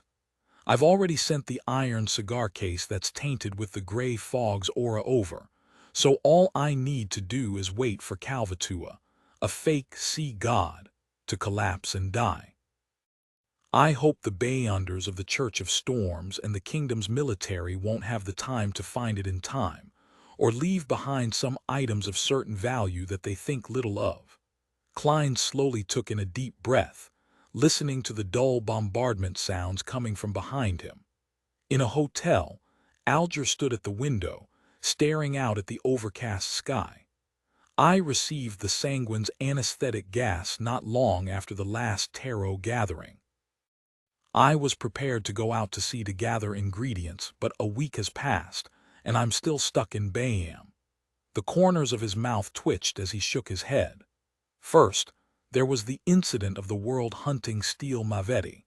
It earned him quite a sizable amount of money, and then he had to wait for the reward. After that, when the reward was obtained, he encountered the breakdown of that sea serpent, Calvatua, and was ordered to search for the adventurers and archaeologists Letitia and company. I heard that during the investigation yesterday morning, Letitia and the others were found. The mandated punishers and the military seem to have obtained some important clues, and quite a number of them went to Simim Island. Heh, this is something that I'll never have dibs on. Alger retracted his gaze, pulled up his short robe that didn't reach his knees, and muttered to himself. Let it end as soon as possible.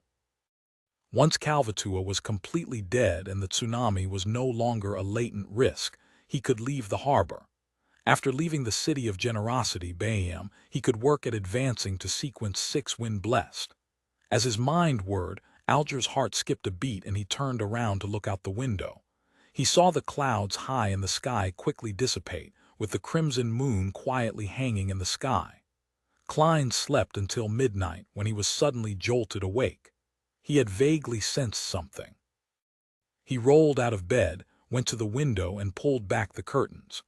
Crimson moonlight shone in, covering everything like frost. It was cold and dreamy. Klein looked out and saw that the clouds which hung low had disappeared. The bright crimson moon was high in the sky amidst the sparse stars. This means that the confrontation between the sea god and sea king has ended. Klein pondered for 2 seconds, retracted his gaze, closed the curtain, took 4 steps counterclockwise, and went above the gray fog. He sat at the end of the long, mottled table, took out a gold coin, and began to recite a divination statement in a low voice. Calvatua is completely dead. After he repeated this 7 times, he flicked the gold coin and watched it leap upwards and tumble down. The gold coin landed in Klein's palm and the king's head faced up. It meant a positive result. It meant that sea god Calvatua was completely dead. As expected, the ancient elven ruins on Simim Island and the hiding place which Calvatua used to maintain its existence are closely connected. The mandated punishers and the military have just received the Book of Calamity, and since they only learned about the ruins for a little more than a day before, Calvatua couldn't hold out much longer. I thought it could forcibly survive for 2 or 3 more days. Klein sighed and tried to divine whether the official Beyonders had already entered Calvatua's hiding place. Unfortunately, due to the lack of information, his divination failed, and he was unable to obtain any revelations. After thinking for a while, Klein changed his angle, undid his spirit pendulum, and began to divine if it was dangerous for him to search and explore Calvatua's hiding place. As this involved himself, he quickly received a conclusion. The topaz pendant was rotating counterclockwise at a not-so-fast frequency and low amplitude. It's dangerous, but it's acceptable. The danger is even less than the sacrificial ritual. Klein nodded gently, returned to the real world and began his preparations for his operation. He locked the bedroom door first, then he arranged the ritual to summon himself. Once again entering above the gray fog, Klein picked up the Dark Emperor card and placed it inside his spirit body. All of a sudden, he turned corporeal as if he was of flesh and blood. The surrounding black fog stuck to the surface of his body and formed a majestic aura. It was as if he was entirely clad in physical armor, but on his head was a gorgeous pitch-black crown. Looking at the human-skinned glove on the table, Klein hesitated to put it on. Above the gray fog, creeping hunger was almost in a sealed state. It didn't dare to make any unusual movements, but once it left the area, the uncontrollable hunger would cause harm to its wielder, whether they were alive or in spirit-body form. Amidst Klein's considerations was whether the Dark Emperor's high level could suppress the creeping hunger inside his spirit body and keep it normal. I'll give it a try. If it doesn't work, I'll end the summon and return here. This will hardly require any time, and there's no danger. Klein picked up creeping hunger and put it on over the iron-black armor gauntlet. He didn't hesitate any longer and stepped into the door of summoning. With the help of the expanding candle flame, he arrived in the real world. Without being careless, Klein's first reaction was to check the state of creeping hunger. He found it calm and submissive, subservient to the high level of the Dark Emperor. Not bad. With a sigh of relief, Klein placed the mystical items such as Azek's copper whistle, the biological poison bottle, and the sun brooch into his body one by one. Finally, he picked up his black hardwood cane and prepared to use it to search for his lost iron cigarette case that had been tainted with the gray fog's aura. Of course, in order to find the place where Kalvatua was hiding, one had to first enter the spirit world and pinpoint the location from within. Otherwise, it would only fail. As for how to enter the spirit world, Klein didn't consider the three methods provided by Mr. Azek. As a spirit body with intelligence and the ability to think, how was he not able to find the spirit world and enter it? He calmed down a little and recalled the scene of countless spherical light. His body and mind quickly became tranquil. His thoughts gradually became empty as his consciousness gradually extended and expanded.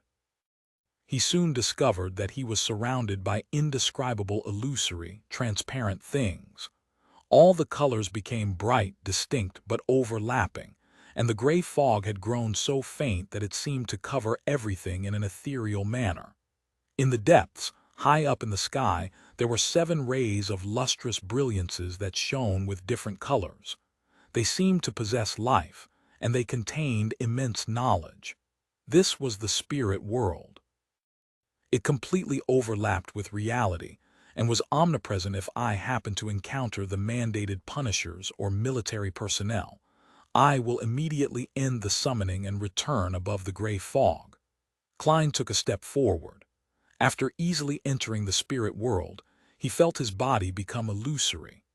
The black cloak behind him fluttered up slightly, and the hardwood cane in his hand stood upright. He said in a low, dignified voice, "The location of my unique iron cigar case." While chanting, Klein felt tense for a baffling reason. In the saturated and distinct colors of his surroundings, pairs of indifferent and eerie eyes glanced over. After repeating it 7 times, Klein released his grip and waited for the revelation. The black hardwood cane floating forward at an adequate speed which was neither too fast or slow. Klein followed it, flying through the real, the illusory, the strange and mysterious spirit world. Here, if he lost his bearings, it was very easy to end up completely lost and never be able to leave again. Of course, there wasn't a problem for Klein.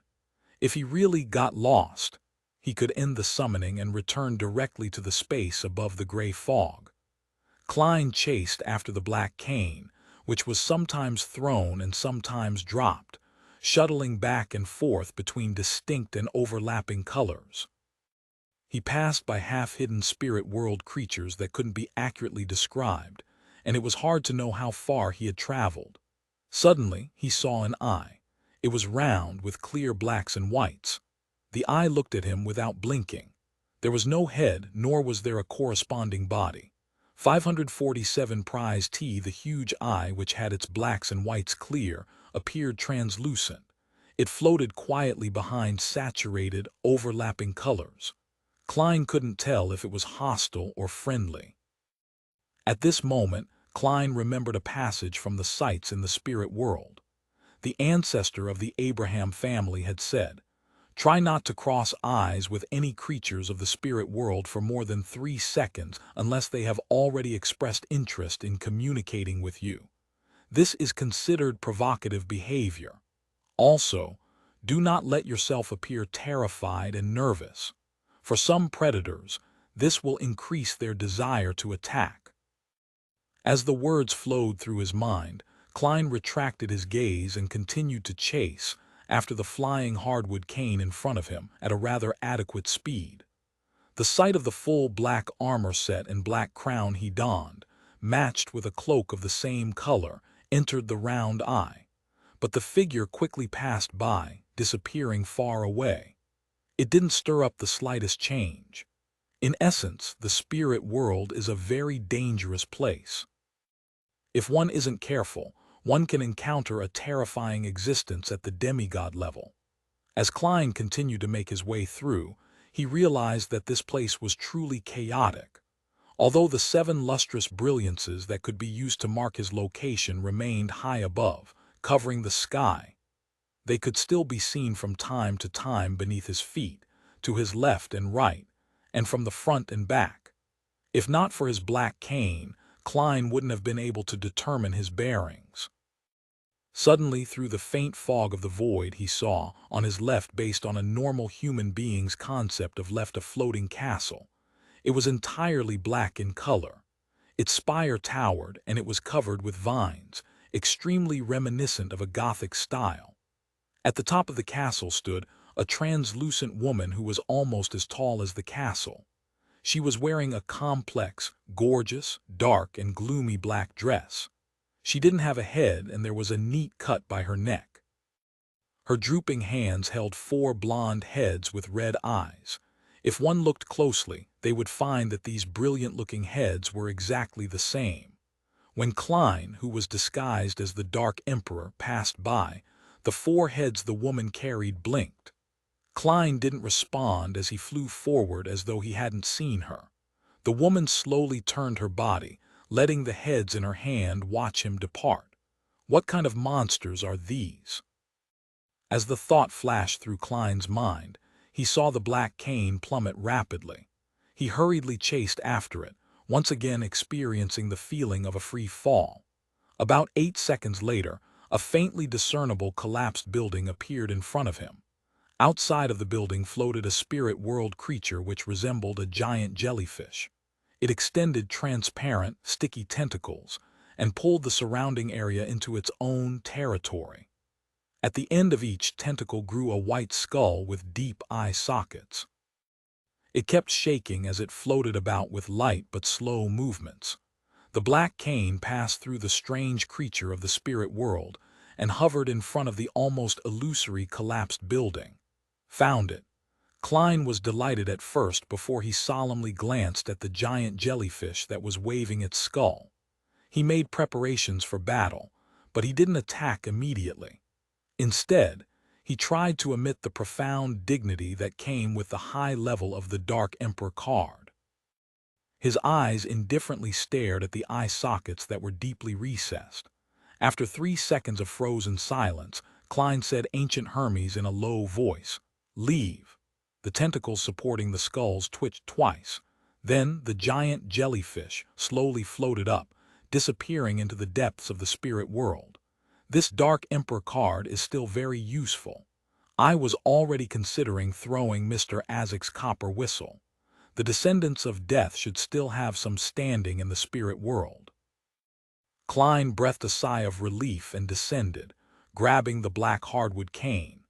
Then he fell into the collapsed building ruin with a sense of anticipation. For him, even if the Church of Storms and the kingdom's military had found this place ahead of him and had taken away the most valuable items, he would still be satisfied as long as there were still some remaining. Even if there's nothing else, it'll be sufficient for me to explore an elven ruins and see what information they left behind. When Klein passed through an ethereal barrier that resembled a curtain, he felt the air around him suddenly become thick and heavy. A shimmering wave of light appeared around him, coming from the deep blue water that filled the area. At the bottom of the sea was an ancient, dark ruin. All the buildings had either collapsed or half-collapsed. A huge pillar, carved with strange patterns and symbols, extended out from the middle. It appeared to be heading straight up to the top, as if it had supported the place in the past, but now it was broken and was leaning on the top of a nearby building. Klein recognized this place as well as the pillar. It was the hiding place of sea god Calvatua, a hidden place where reality blended with the spirit world. At this very moment, an unwilling, pained, angry, and crazed scream echoed in the air. It didn't weaken in the slightest. That scream was precisely the same howl of hatred that Calvatua had let out before its death. "It's really dead." Holding the black cane, Klein landed on the greenish-gray stone road in front of the ancient ruins. On both sides of the road stood pillars that were neither thick nor tall, and on them were also strange patterns that were different from the symbols and magic labels from before. At the bottom of each stone pillar, there was a figure sitting beside it. Some of them wore ancient robes, while some wore brown jackets that were fashionable nowadays. As soon as they sensed someone approaching, they raised their swords, axes, and other weapons, stiffly but quickly. They turned to where Klein was, revealing their weathered, grayish-black faces and their shriveled bodies which were devoid of any flesh or blood.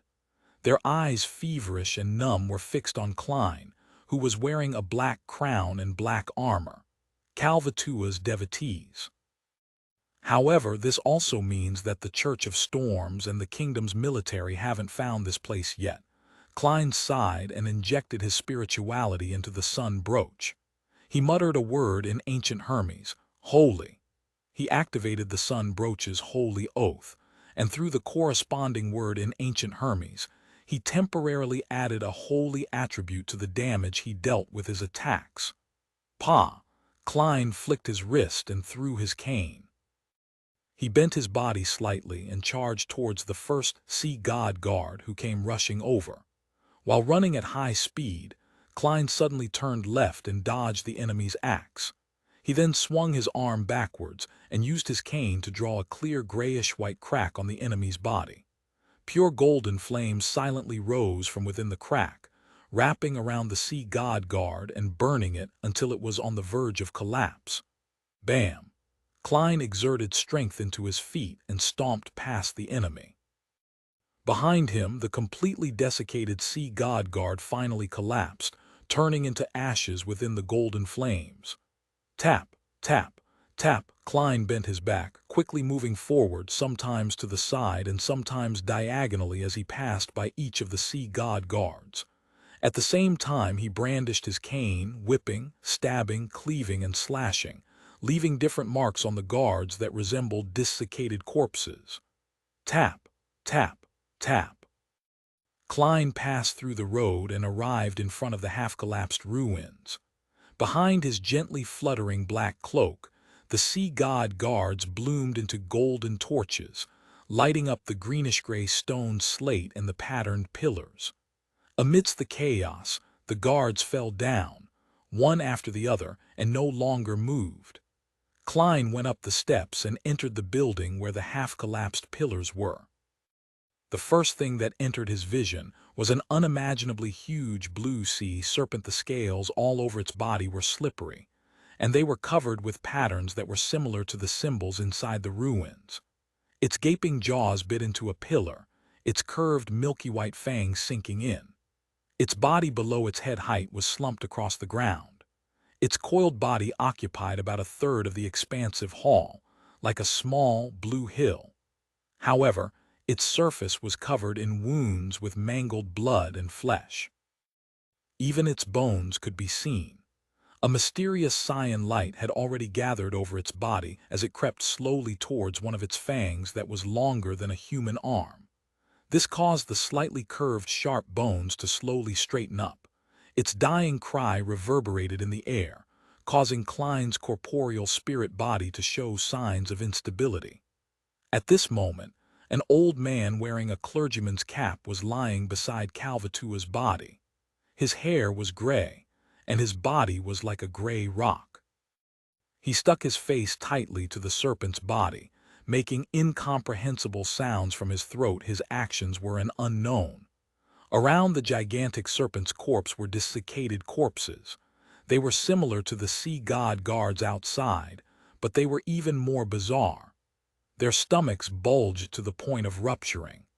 In addition, their mouths were stained with dark red blood and had strips of bluish meat hanging from them. The blue dots of light also leaked out from their bodies, rushing towards the white fang that was gradually straightening up.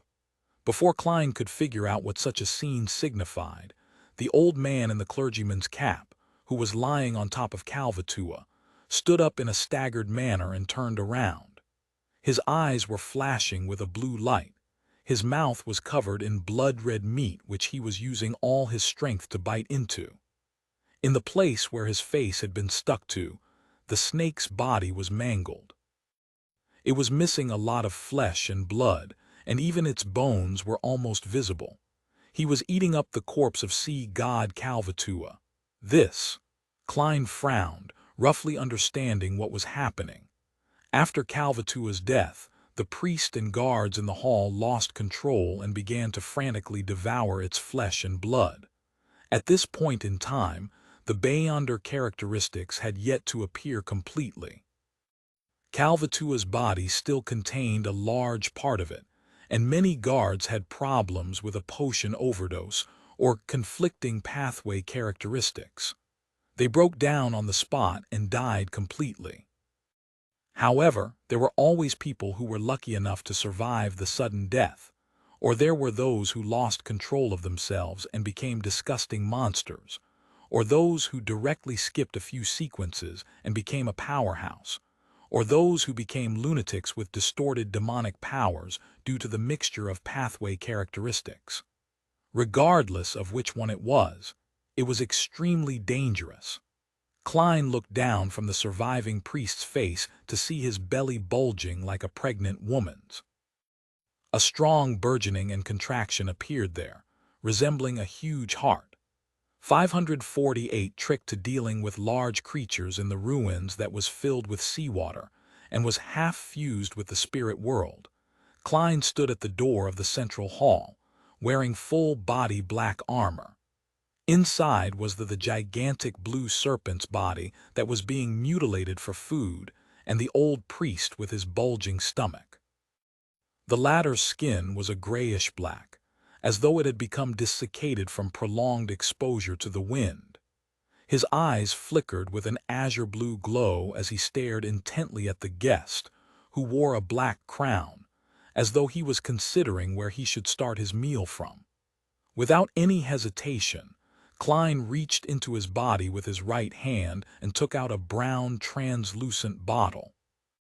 Then he stretched out his left palm and quickly unscrewed the lid before casually flinging the biological poison bottle to a corner of the hall. In this environment, which was half submerged under the sea, other than fire of light which could consume the undead and evil, no other flames could exist. Thus, it also limited two important powers of Klein's magician sequence. Therefore, he could only push his other advantages to the limit right from the very beginning. At the same time as when he threw out the biological poison bottle, Klein's left glove quickly became resplendent, as if he was reflecting the light of the noon sun. Around his body, the undulating seawater was stained with a golden color as it spread outwards, layer after layer. This was the priest of light's power from the creeping hunger, light of purification. The old priest who had eaten part of sea god Kalvatua's body was certainly not civilized and polite enough to just watch Klein prepare for battle in a chivalrous manner. The blue light in his eyes suddenly bloomed, and his bloated belly once again swelled. Howl! An ethereal, yet mournful sound came from his body, instantly covering the entire ruins. This voice was like the song of a nightingale, beautiful and also melodious at the same time. It was also cold and bone-piercing, one that penetrated right to the soul. Klein was frozen in place. Similarly, all his thoughts seemed like they had been blasted by extremely cold waves and instantly froze. The old priest's body swelled up in an instant, as if he was a resurrected Kalvatua or a giant that had walked out of a mythical legend. One after another, blue slippery tentacles, all surrounded by silver lightning, emerged from under his ripped robe. They shot out and danced in the air, striking the stunned Klein. Sizzle! With a burst of silver light, Klein was sent flying before falling heavily at the doorway. The black armor on his body dimmed instantly and cracked, and he had subconsciously thrown the cane in his hand far away. His mind remained abnormally calm. In a situation where he was almost frozen, he didn't even have the thought of using paper figurine substitutes and had ended up taking on the blow head-on. If it weren't for the Dark Emperor card and Azek's copper whistle which were simultaneously reinforcing his spirit body, with him essentially being a Sequence 6, he would have been seriously injured and even killed instantly. The tentacles surged over again and struck down. Klein, who was jolted awake by the electricity, agilely somersaulted away, barely dodging the attack.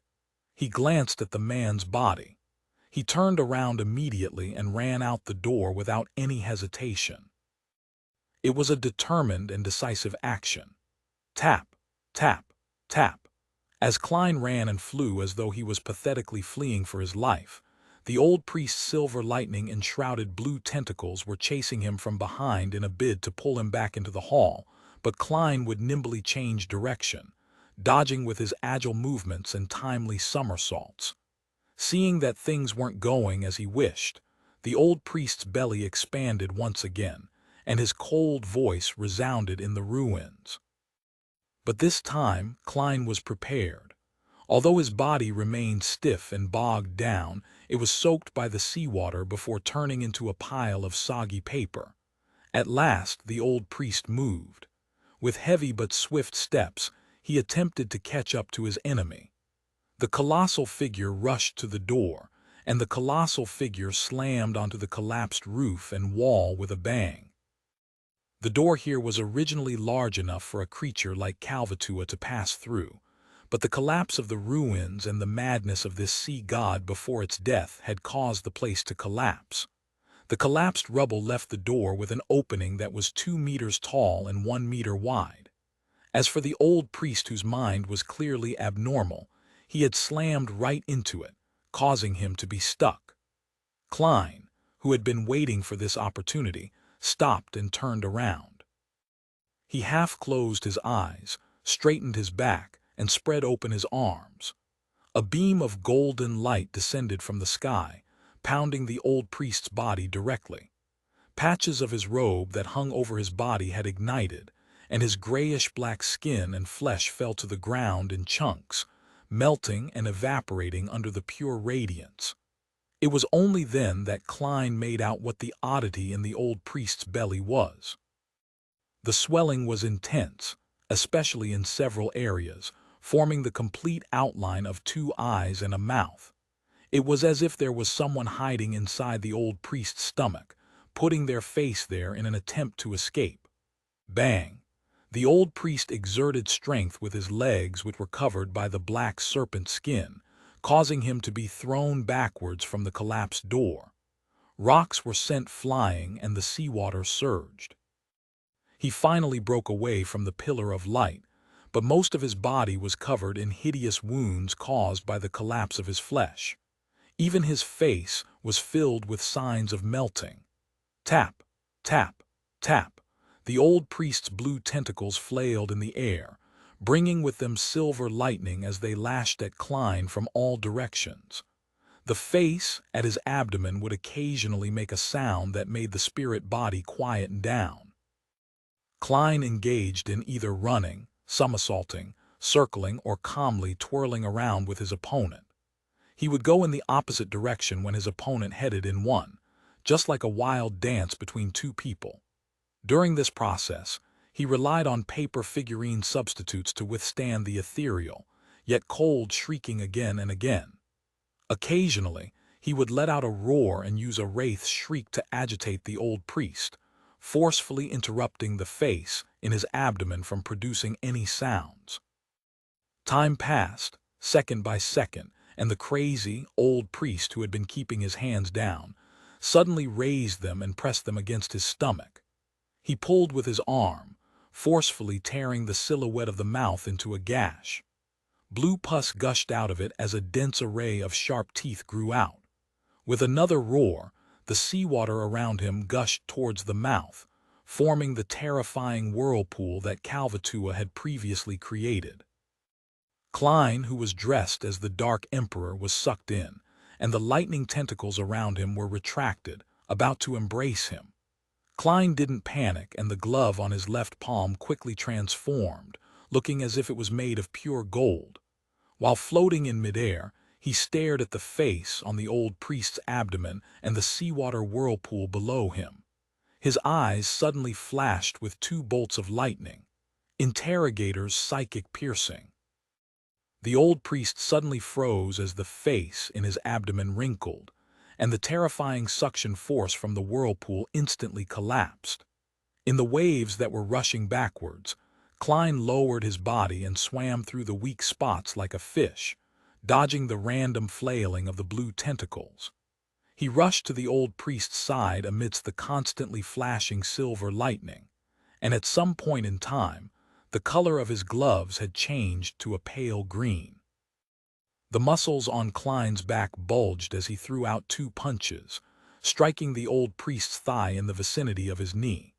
Bang, bang, bang. Flesh and blood splattered from the cold-emitting punches. His right leg was covered in a thin layer of frost, and the surrounding seawater was completely frozen. This was a zombie's control over ice. As the old priest cried out in pain, he retracted his whip-like tentacles, illuminating the entire ruin with silvery light. At that moment, Klein wasn't greedy and stopped just in time. He continuously somersaulted backwards, avoiding the crazy attack that scorched the stone slabs on the ground. He stood up, and while the old priest was still frozen in place, the glove on his left palm once again glowed with the color of the sun. Klein straightened up and took a pose of praising the sun. A thick, bright, and holy pillar of light descended once more, enveloping the old priest, and Klein saw the grayish-black flesh of his enemy quickly disintegrate. The skin of the face on his enemy's abdomen melted, revealing the situation inside the old priest's abdomen. The heart, stomach, intestines, and other organs were mashed together, forming the face of a sea serpent. Calvatua actually still has a little of its soul left. The will of a demigod is truly beyond my imagination. Klein somersaulted again, dodging the blue tentacle that thrust at him like a spear. Wrapped with lightning, the tentacles, which had been melted away by the pillar of holy light, stabbed into the ground, twitching, twisting, and squirming. The bright and clear light quickly disappeared, and the sinister serpent's face on the old priest's abdomen stubbornly opened its mouth once again. At that moment, the old priest himself had bent his waist and let out a fit of violent coughs. The effort on the serpent's face came to an abrupt halt. The biological poison bottle had finally shown its effects. Klein didn't miss the opportunity. He stood up straight again and spread his arms out as though he was hugging the sun. A pillar of light with many golden flames illuminated the area. The old priest's figure first bent before shrinking, as if evaporating into thin air. The serpent face at his abdomen let out a shrill cry before completely vanishing. By the time the light dissipated, the old priest had returned to his original size. His bones had almost melted, with pieces of grayish-black flesh still hanging from his body. His aura quickly dimmed as his spirit rapidly disintegrated. Klein rushed over and, relying on his state as a wraith, began to channel his spirit. He wanted to confirm if the old priest was guilty of heinous crimes. He felt that he needed to maintain his bottom line, which was something he wished for, and a precaution against corruption and madness. All of a sudden, he saw images of the old priest presiding over the living sacrificial rituals. Without hesitation, Klein reached out with his left hand to let the long-starved glove taste a delicacy. Flesh, blood, spirituality, and bone quickly surged into the gaping mouth of his palm, along with specks of blue light that came with some darkness. During the spirit channeling, Klein confirmed that the old priest was previously a soul assurer. His potion formula and Beyonder ingredients all came from the Church of the God of Combat from the Fasak Empire. And by the time he became a sea god guard, he had already lost his mind and could only obey orders. After the death of Calvatua, he had followed his instincts and eaten the flesh and blood of the deity he believed in. And in the end, the conflicting characteristics turned him into a monster. Just as creeping hunger was satiated, all the Beyonder characteristics on the ground suddenly stirred, turning into a hurricane and sweeping into the hall before plunging into the white fang that was no longer curved. When Klein looked over, he saw that Calvatua's remnant corpse had completely collapsed into something that resembled mud. As for the serpent fang which had absorbed all the Beyonder characteristics of the area, it had become a short scepter, quietly embedded in a half-collapsed pillar. On the tip of the white scepter, there were many tiny blue gems embedded there. Some of them dyed in black and others with the light of dawn. Seeing that creeping hunger was satiated, Klein rushed into the hall, cautiously approaching the scepter. Before he really came into contact with the scepter, he heard layers of illusory prayers ringing in his ears, and he saw illusions. He saw worshippers prostrating and praying, as well as members of the resistance crying over the shattered statues of their god. 549 High Elf. As the layered sounds of the illusory pleas rang in his ears, Klein felt as though he possessed a corporeal body. The deepest part of his head throbbed with pain, so much so that he yearned to slam his head into the wall to alleviate the pain with more pain. The scenes of different people praying to him made him feel an uncontrollable and abnormally terrifying sense of dizziness. It was as if he was walking the edge of a deep abyss and could fall down at any moment. It was only because he had his spirit body reinforced with the Dark Emperor card and Azek's copper whistle, as well as being accustomed to being prayed to, which had prevented him from losing control straight away like other non-demigod Beyonders. They would have already collapsed to the ground in pain, turning into a monster or erupting into a mess of flesh and blood. All of the Beyonder characteristics in this area have combined together to form a sealed artifact with the help of the Serpent Fang. Moreover, the degree of danger and negative effects have far surpassed that of a Grade 2 sealed artifact. Klein didn't rashly move forward but instead took a few steps back and left the area where the praying voices were concentrated, to ease the pain and dizziness that would have caused his spirit body to collapse. He stood next to Calvatua's mashed body which resembled slush, and he stared at the white scepter that was embedded in the half-collapsed pillar. He considered how he could take it away. At the same time, he naturally chose a name for the sealed artifact, Sea God Scepter. Yes, from the feelings and reaction just now, I can barely get close to it and pull it out, but I can only last a few seconds. There's no way for me to hold it or use it. However, it doesn't matter. Once I have it in my hand, I'll terminate the summoning ritual and return above the gray fog. There, I can effectively block the thousands of prayers and any of the still unknown negative effects. It will allow me to study it with ease. Klein quickly came up with an idea. In his wraith state, he could instinctively communicate with the spirit world to receive a revelation without the need to toss a coin. His spiritual intuition told him that doing so wouldn't be too dangerous. After making up his mind, Klein began to clean up the mess and take the opportunity to see what he could find in the ancient elven ruins. He first headed to the corner and picked up the translucent biological poison bottle, screwed the lid back on, and stuffed it into his body. Then, he turned around to find an iron cigar case that was half hidden beneath the slushy remains of Calvatua. I thought it had been swallowed by Calvatua and corroded into dregs. Klein clicked his tongue in wonder and quickly walked over. Because he had been left feeling numb from the discharged electric currents from the seawater, he raised his right hand, allowing the iron cigar case to float slowly in the air before landing in his palm. Klein glanced around and saw that the surface of the iron cigar case was covered with corrosion marks. However, it was still barely usable. As for the other items that were sucked away by the seawater whirlpool back then, there were no signs of them. The aura of the gray fog made Calvatua uncomfortable, so it vomited it out right away. Or has this iron cigar case undergone some sort of mutation that makes it not prone to corrosion, allowing it to survive until Calvatua died? Amidst his puzzlement, Klein placed the cigar case into his body, planning to study it after he left. Under such circumstances, he was in a race against time. He couldn't afford even the slightest delay, because Klein didn't know when the Church of Storms and the kingdom's military would find this place. He walked around the half-collapsed pillar from a distance and entered the rear of the hall, which had almost completely collapsed. There should have been many murals here, but with the destruction of the walls, they had all disappeared. Klein flew all the way to the end before seeing about a third of an exquisite throne being buried by stones and pillars.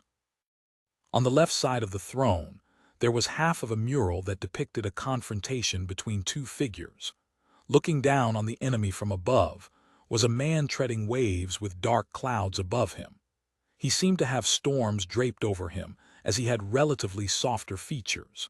His contours had an oriental trait from Klein's past life.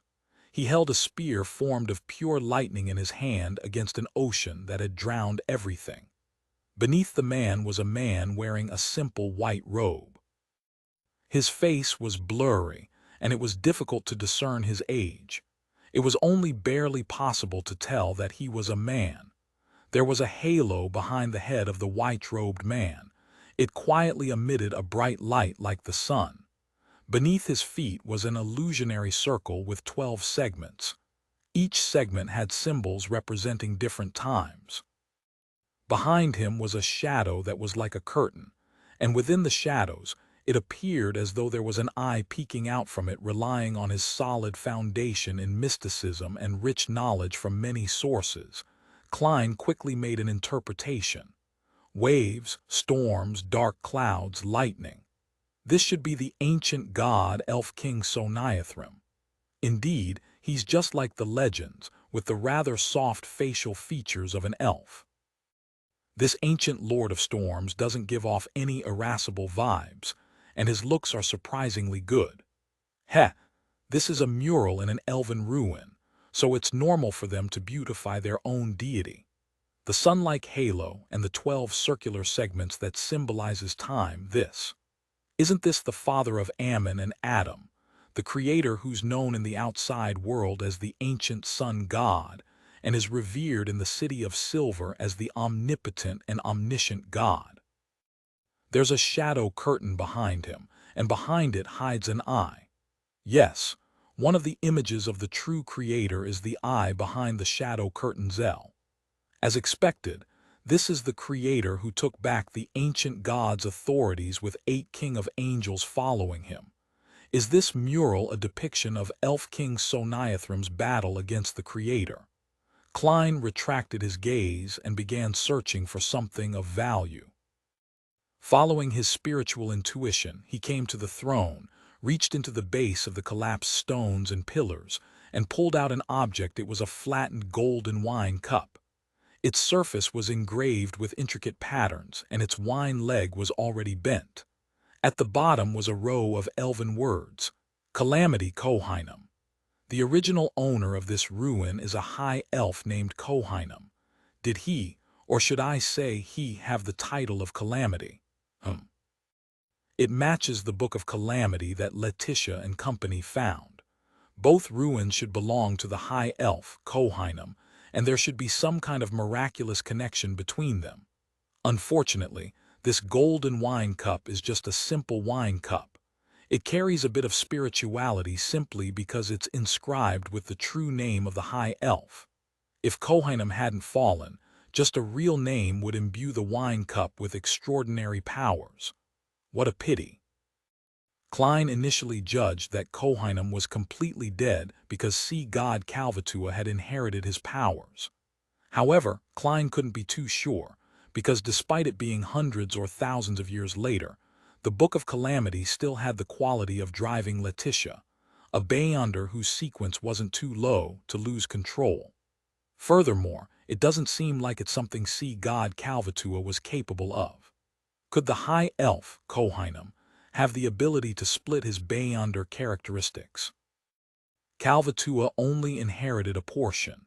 Most of the remaining Beyonder characteristics is the source of the Book of Calamity's unique quality. Kohainam is dead, but he hasn't completely perished. Of course, Kalvatua, who swallowed Kohainam's Beyonder characteristic, was just a beast without intelligence. No one knows what happened at that time. Perhaps some of the characteristics were lost and formed a sealed artifact. After Kalvatua's defeat, it fell into the hands of the Church of Storms. Yes, I'll ask Little Sun via the World at the Tarot gathering next week. He should know who Kohainam is. Actually, there's no need to ask. He'll be offering 2 pages of ancient god legends. Perhaps there might be a detailed description of high elves next time. After thinking it through, Klein stuffed the wine cup into his body. After all, this was made of gold, and even if the high elf, Kohainam, wasn't dead and had some sort of connection with the wine cup, the gray fog could still block him out. After a thorough check and seeing that there was nothing of note, Klein quickly flew back outside and picked up the black hardwood cane before wiping out any traces of the battle. Then he took out a paper figurine. With a casual shake, he threw it into the seawater, causing it to quickly turn soggy before reducing to dust. The earlier parts can be interfered with, but I won't have the time or opportunity for the rest. Luckily, I am now disguised as Dark Emperor. As for the remains of Kalvatua, his flesh no longer have any value and his bones are too heavy. It might affect my ability to wield the sea god scepter. With the help of cogitation, Klein stabilized his state and quickly flew towards the white bone staff on the half-collapsed pillar. Again, the sounds of illusory pleas filled his ears. Either pious, crying, fanatic, or numbed worshippers filled his vision, and the throbbing and dizziness became more and more intense.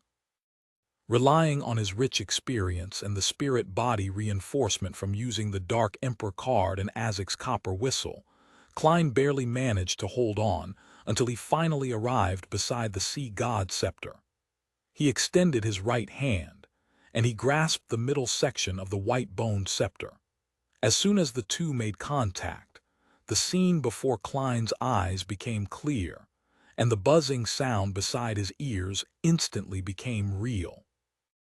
He saw the bald, wheelchair-bound rebel Kalat collapsed on the ground, struggling to reach the shattered figurine of Kalvatua, chanting its honorific name over and over, his eyes filled with despair. He saw Edmonton with his blue sea serpent tattoo, prostrating himself in front of another Kalvatua figurine which was strangely bleeding, constantly knocking his head against the ground, creating a bloody mess. In the slums, he saw believers hiding in their homes, weeping and praying numbly. Klein's black armor couldn't support his body anymore as it quickly collapsed. At the same time, his solidified muscles tightened as he exerted strength with his hands. Amidst the layers of resonating prayers and numerous clear scenes, he suddenly pulled out the short white bone staff that symbolized the sea god's authority. Whoosh! The seawater in the ruins surged violently, either churning or transforming into a whirlpool. Klein calmly held onto the sea god scepter with his pitch-black crown before immediately vanishing. He directly returned above the gray fog. When the familiar towering palace entered his sight, the sounds of praying and the hallucinatory scenes in front of him had already disappeared. Sitting on the high-backed chair belonging to the fool, Klein lifted his right hand and examined the sea god scepter inlaid with blue gems and stained with some darkness and the light of dawn. Countless points of light floated around the sealed artifact. Each point of light seemed to correspond to a praying believer. This caused the milky white body of the scepter to glow with psychedelic and holy streams of light at this moment. Klein felt like this scepter was the true body of the sea god. 550. The negative effects of the sealed artifact T. After some wrestling with the sea god scepter, Klein gained a preliminary understanding of its powers. It could create tsunamis, create hurricanes, produce torrential rain, and bring forth lightning. It could allow a person to fly in the sky and roam the seabed with almost no restrictions. It was nearly indestructible and could be used to smash an enemy's head in. It allowed the wielder to never get lost without the existence of any other powerful factors. It would provide an unimaginable level of balance, drive many sea creatures to do one's bidding, respond to prayers from believers, and also allow the wielder to obtain the same kind of strength as a sea monster. It was equivalent to making the wielder the ruler of an entire expanse of the sea. To Klein, this was already considered at the level of a deity. Even on Earth, he could resist an aircraft carrier formation. Although he was Sequence 6 with plenty of pragmatic Beyonder powers, making him a genuine powerhouse, a legendary figure in the eyes of ordinary people, he was still weak in essence. He was still closer to man rather than God. If the situation was right, a revolver would be able to finish him off. Of course, his resurrection and act of climbing out of a coffin was a whole other matter. As for the powers of the sea god scepter, they had all surpassed the level of man. In the folklore and in the hearts of the common man, he possessed the powers of deities and devils. No wonder Beyonders are called demigods from Sequence 4. They truly are more like God than man. Klein silently sighed with emotion, and then he made a self-deprecating comment: if I use the sea god scepter under normal circumstances, I can already be a high-ranking deacon of the Nighthawks, becoming one of the 20-odd people with the most power in the church. If N.C. Zangwill didn't have 008 and was at sea, I could immediately seek revenge on him. There might even be a small chance of success. But can I use the sea god scepter normally? No. Klein had already discovered that the negative effects of the sea god scepter were staggering. In the Church of Evernight, it could easily obtain the evaluation of a Grade 1 sealed artifact, and countless researchers would have to die to figure out the best sealing and usage methods. The sea god scepter had a total of 3 negative effects. First, it made the wielder irritable, making them prone to anger and turning rash as a result. Second, it periodically froze all thoughts of biological creatures in a certain range before draining their blood, including the wielders. As for how huge the range was and what the exact period was, Klein, who wasn't a professional researcher, couldn't give a precise description. He could only give a rough estimate that the range was from 600 meters to 1 kilometer, and the period was 20 minutes to 35 minutes. Third, it would gather and display the prayers of worshippers, both audio and visual. This very easily caused a non-demigod wielder, who had a lacking spirit, to break down and lose control. The first negative effect is still all right if I were to only use it for a short period of time. The anger and irritation would still be acceptable. To put it simply, I'll just end things rashly with such a powerful sealed artifact. For the third, there's actually a way to avoid it. The sea god's response to its believers must have a distance limitation. That is to say that beyond the Rørsted archipelago and the nearby sea regions, there would be no signal, so one wouldn't be influenced by it. Yes. If it's constantly placed above the gray fog, I believe this can break the distance limitation. The prayers' voices and scenes would be screened, turning into points of light. It wouldn't affect me in any way. I can then choose whether to reply, who to reply to, and how to reply. And when replying, I can use the powers of the sea god scepter. The biggest problem is the second one. I myself am fine. As Dark Emperor, I'm considered a wraith. I wouldn't have blood, so there's no need to be afraid of being sucked dry. However, the surrounding creatures will be in trouble. After all, it doesn't distinguish between friend and foe. Besides, the frequency is quite unpredictable. It's impossible for me to first discuss with the enemy when I encounter danger about changing our time and place. Klein carefully thought about certain scenarios of him using the sea god scepter, but it all depended on the environment and accurate judgment, so it wasn't very feasible. Phew. Could its fate be to stay above the gray fog? When people like Ammon attempt to creep up, I'll give them a bashing, no a bolt of lightning. Chinese letter ES, there's another usage method. When people like Miss Justice and Mr. Hanged Man seek my help, I'm no longer limited to using paper angels. I can provide rain and produce some wind. Of course, this can be done like the purifying powers of the sun brooch, using the paper angel as a vessel. On some serious Chinese letter Lought, I can fully appear like a true demigod above the gray fog, with the help of the sea god scepter. Klein's mood gradually became better, as he had discovered that the sea god scepter wasn't completely unusable at the moment. It opened up many more options and avenues for him. He withdrew his attention and once again looked at the white bone scepter with the blue gems embedded at the top. He pondered over another question, and that was whether or not he should respond to the prayers of the followers of the sea god. Kalvatua is already dead. There's no need to give those people another target of their faith.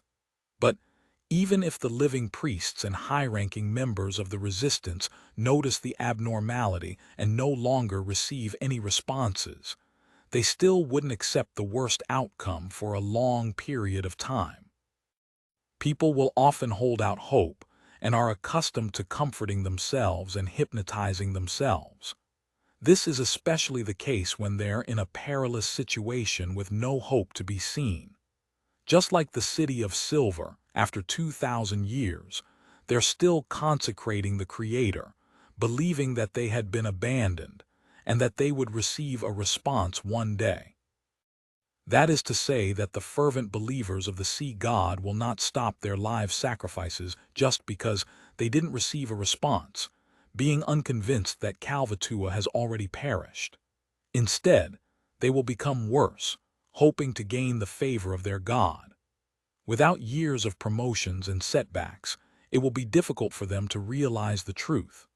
Without the support of a native deity like Kalvatua, the resistance would probably fall entirely into Phasax or Iritus's camp. At that time, they would most likely be driven to do inhuman things, such as attacking places where civilians gather, or to make children who still retain their innocence act as meat shields. I need to give them some guidance.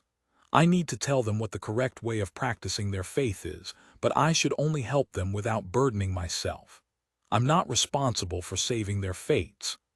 Klein gently rapped the edge of the long, mottled table and suddenly chuckled. Wasn't I supposed to act? Sea god Kalvatua is quite a good target. I wonder if I'll get any feedback with the gray fog's interference. Heh heh. I have to give it a try to figure it out. Klein quickly made his decision, feeling strangely refreshed. He deliberated for a moment. First, he conjured a necessary scene, then he held onto the sea god's scepter, spreading out his spirituality before touching one of the points of light. In a hidden cave in the forest of Blue Mountain Island. The bald rebel Kalat fell from his wheelchair, his eyes filled with despair and confusion as he crawled towards the shattered figurine of Kalvatua in front of him.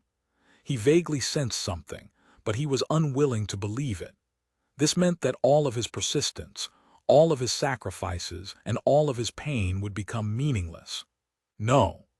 He screamed silently as he constantly muttered the honorific name of sea god Kalvatua in an attempt to get a response from the deity. With his elbows on the ground, his fingers reached into the soil as he moved towards the front of the shattered figurine 1 inch at a time. He picked up the head of the sea serpent that was carved out of stone, and he found that its eyes had collapsed inwardly to become a strange black hole, and its fangs were falling off one after another. Kalat seemed to freeze, the light in his eyes seemingly vanishing. It was at this moment that he suddenly saw a blurry figure. Behind the figure was a dark blue tsunami surging into the sky and streaks of silver lightning that branched out like tree branches. Amidst his shock, Kalat instinctively lowered his head, an unimaginable sense of joy surging inside him. He saw that the figure's feet were surrounded by waves, and there were hurricanes swirling around him. The figure was majestic and holy, high and almighty. Then he heard a calm and magnificent voice. "I have returned." As his voice echoed in the air, Callet teared up for some inexplicable reason.